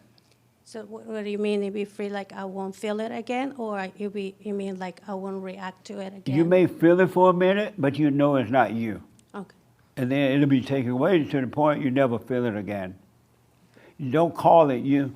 Don't make the mistake of saying, I feel afraid, or I feel angry, or I feel lonely, or I need a thrill, or I this or I that. When you stop calling it you can be free from it. It needs you to do it so it can stay alive in you. But when you don't give it any reactions at all, it has to die. It has to leave you. And it does not want to leave. It has to it doesn't want to be homeless. Evil lives inside human nature. So just see it, but don't call it you. Then it won't be you anymore. And then eventually it'll just be gone. You won't have the thoughts or the feelings about it at all. The light that's allowing you to see it is what's taking it away. The darkness cannot handle the light. The light can handle the darkness, but the darkness can't handle the light. It has no power. That's why it makes you think and feel and act out. It can do nothing. That helps a little bit? Yeah. Yeah. Nice. I saw this guy first, here, and then we have to end it. Yes, sir. Since we're on the topic of like crying, I had a question. So when you're doing the prayer, or sometimes when I see the evil and the light hits it, like weeping will happen. You know, that's not the same as like a woman crying, right? It's the same illusion. So if it cries, just let it cry, but don't call it you. Okay. Don't say, I'm crying and I feel this. Because this thing, if you're serious about working on yourself, it could be dying and it'll cry, pretend that it's you, because it doesn't want to die. Yeah. Right. Just don't call it you. Yeah, I just wanted to make sure like I'm not giving it life No. when the If weeping's you're happening. not reacting to it or calling it you, you're not giving it life. It's dying.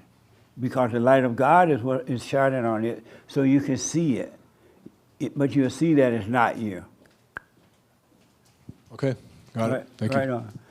The young man, the brown first, and then the white shirt. I think it's kind of funny how we end today, just how you started saying that we have to die first. You know, you got to bury that ego, not outsource those thrills, you know, because once you get rid of that ego, like it is really within you.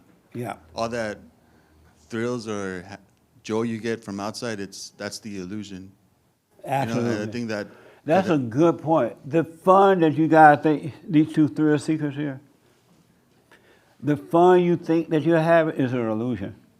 It's not real. That's why when you come back home from the trip, you cry. Now I'm bored. I'm just home, me and the dog. I gotta take another trip. Because the fun you think you're having on the trip is an illusion too. But once you come out of this illusion and you're gonna have fun on the trip, the real you continue you. You enjoy the thing, you know, some guys together, but it has nothing to do with your peace at all.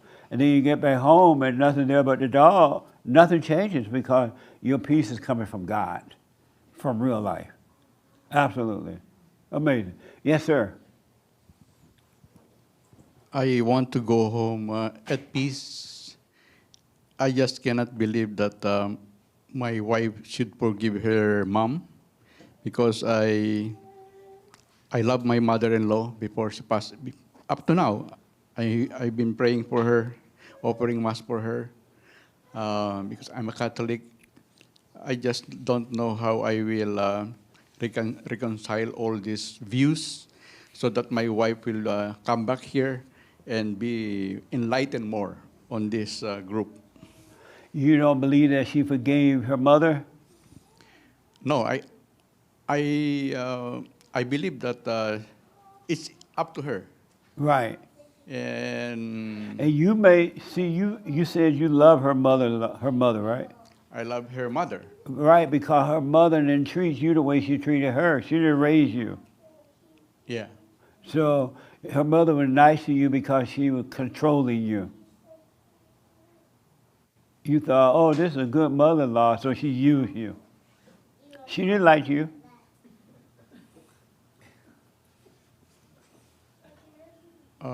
I didn't feel that she didn't like me. No, because you did everything she told you to do. Right? I felt all the love from her. Right, so you did everything she wanted you to do, right? Yeah. That's not love, man. She used you. She was controlling you. Had you stood up against her and said, no, mother-in-law, you can't come over, you would have seen a different person. What do you think about that? I will still, I'm trying to reconcile all this concept with Anthony Donyale. I read his book and listened to his audiobook about They ain't gonna do you awareness. no good. It gotta come from the heart. Read a book ain't gonna do it. You gotta see what's going on inside of you. Reading a book, nothing wrong with reading a book, but reading a book ain't gonna do it. Just like read the Bible don't do it. You can read books until the cows come home. And if you don't see what's going on inside of you, it does no good. Everything you're looking for and everything you want is in you. It's already there. Hell is there. if you want some more hell. Heaven is there if you want heaven. Everything, you already know the truth.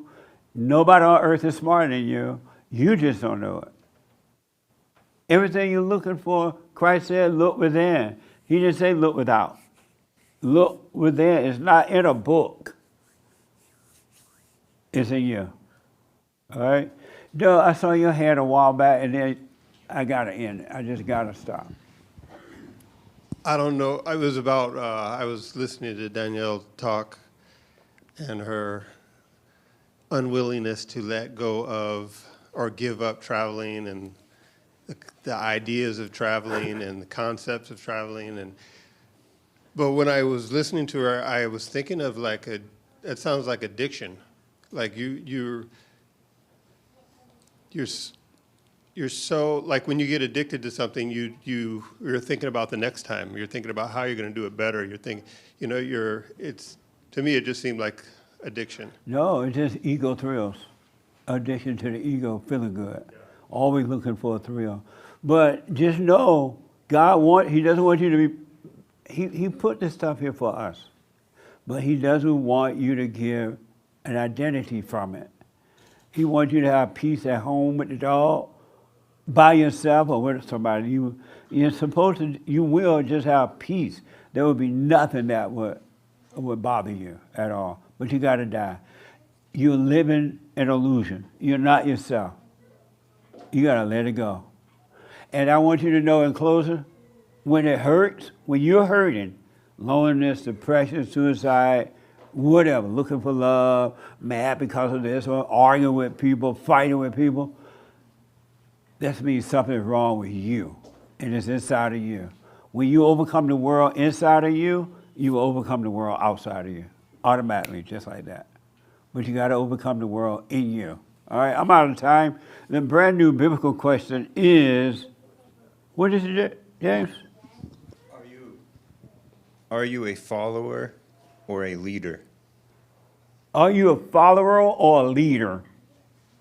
Are you a leader or follower? In my experience, a follower. You what? I'm a follower in my experience, Oh, easily okay. influenced. How about you? I want to say neither, but definitely not a follower. How about you? Do I got to be honest? No, lie to us. Lie to us. Right now, I'm a follower. You follow. The young man behind you, way in the back. Leader or follower? Probably follower. A follower? Alexis? I don't know. Right now I say neither. What? I don't know. Right now I say neither. I'm not sure yet. Oh, okay. Let me smoke on it. Amazing. How about the crybaby? Real fast. Last one. Leader or follower? I want to be a follower so bad, but I don't know. I don't know how to answer. You don't know how to answer it? I want to be a follower. Oh, you want to be a follower? Yeah. Okay. That's the biblical question for this week. It's a doozy. And you're going to be surprised the answer to this. It's going to blow your mind. See you on tomorrow. Thanks for your support. We'll do the super chats tomorrow. And bye. Thank y'all.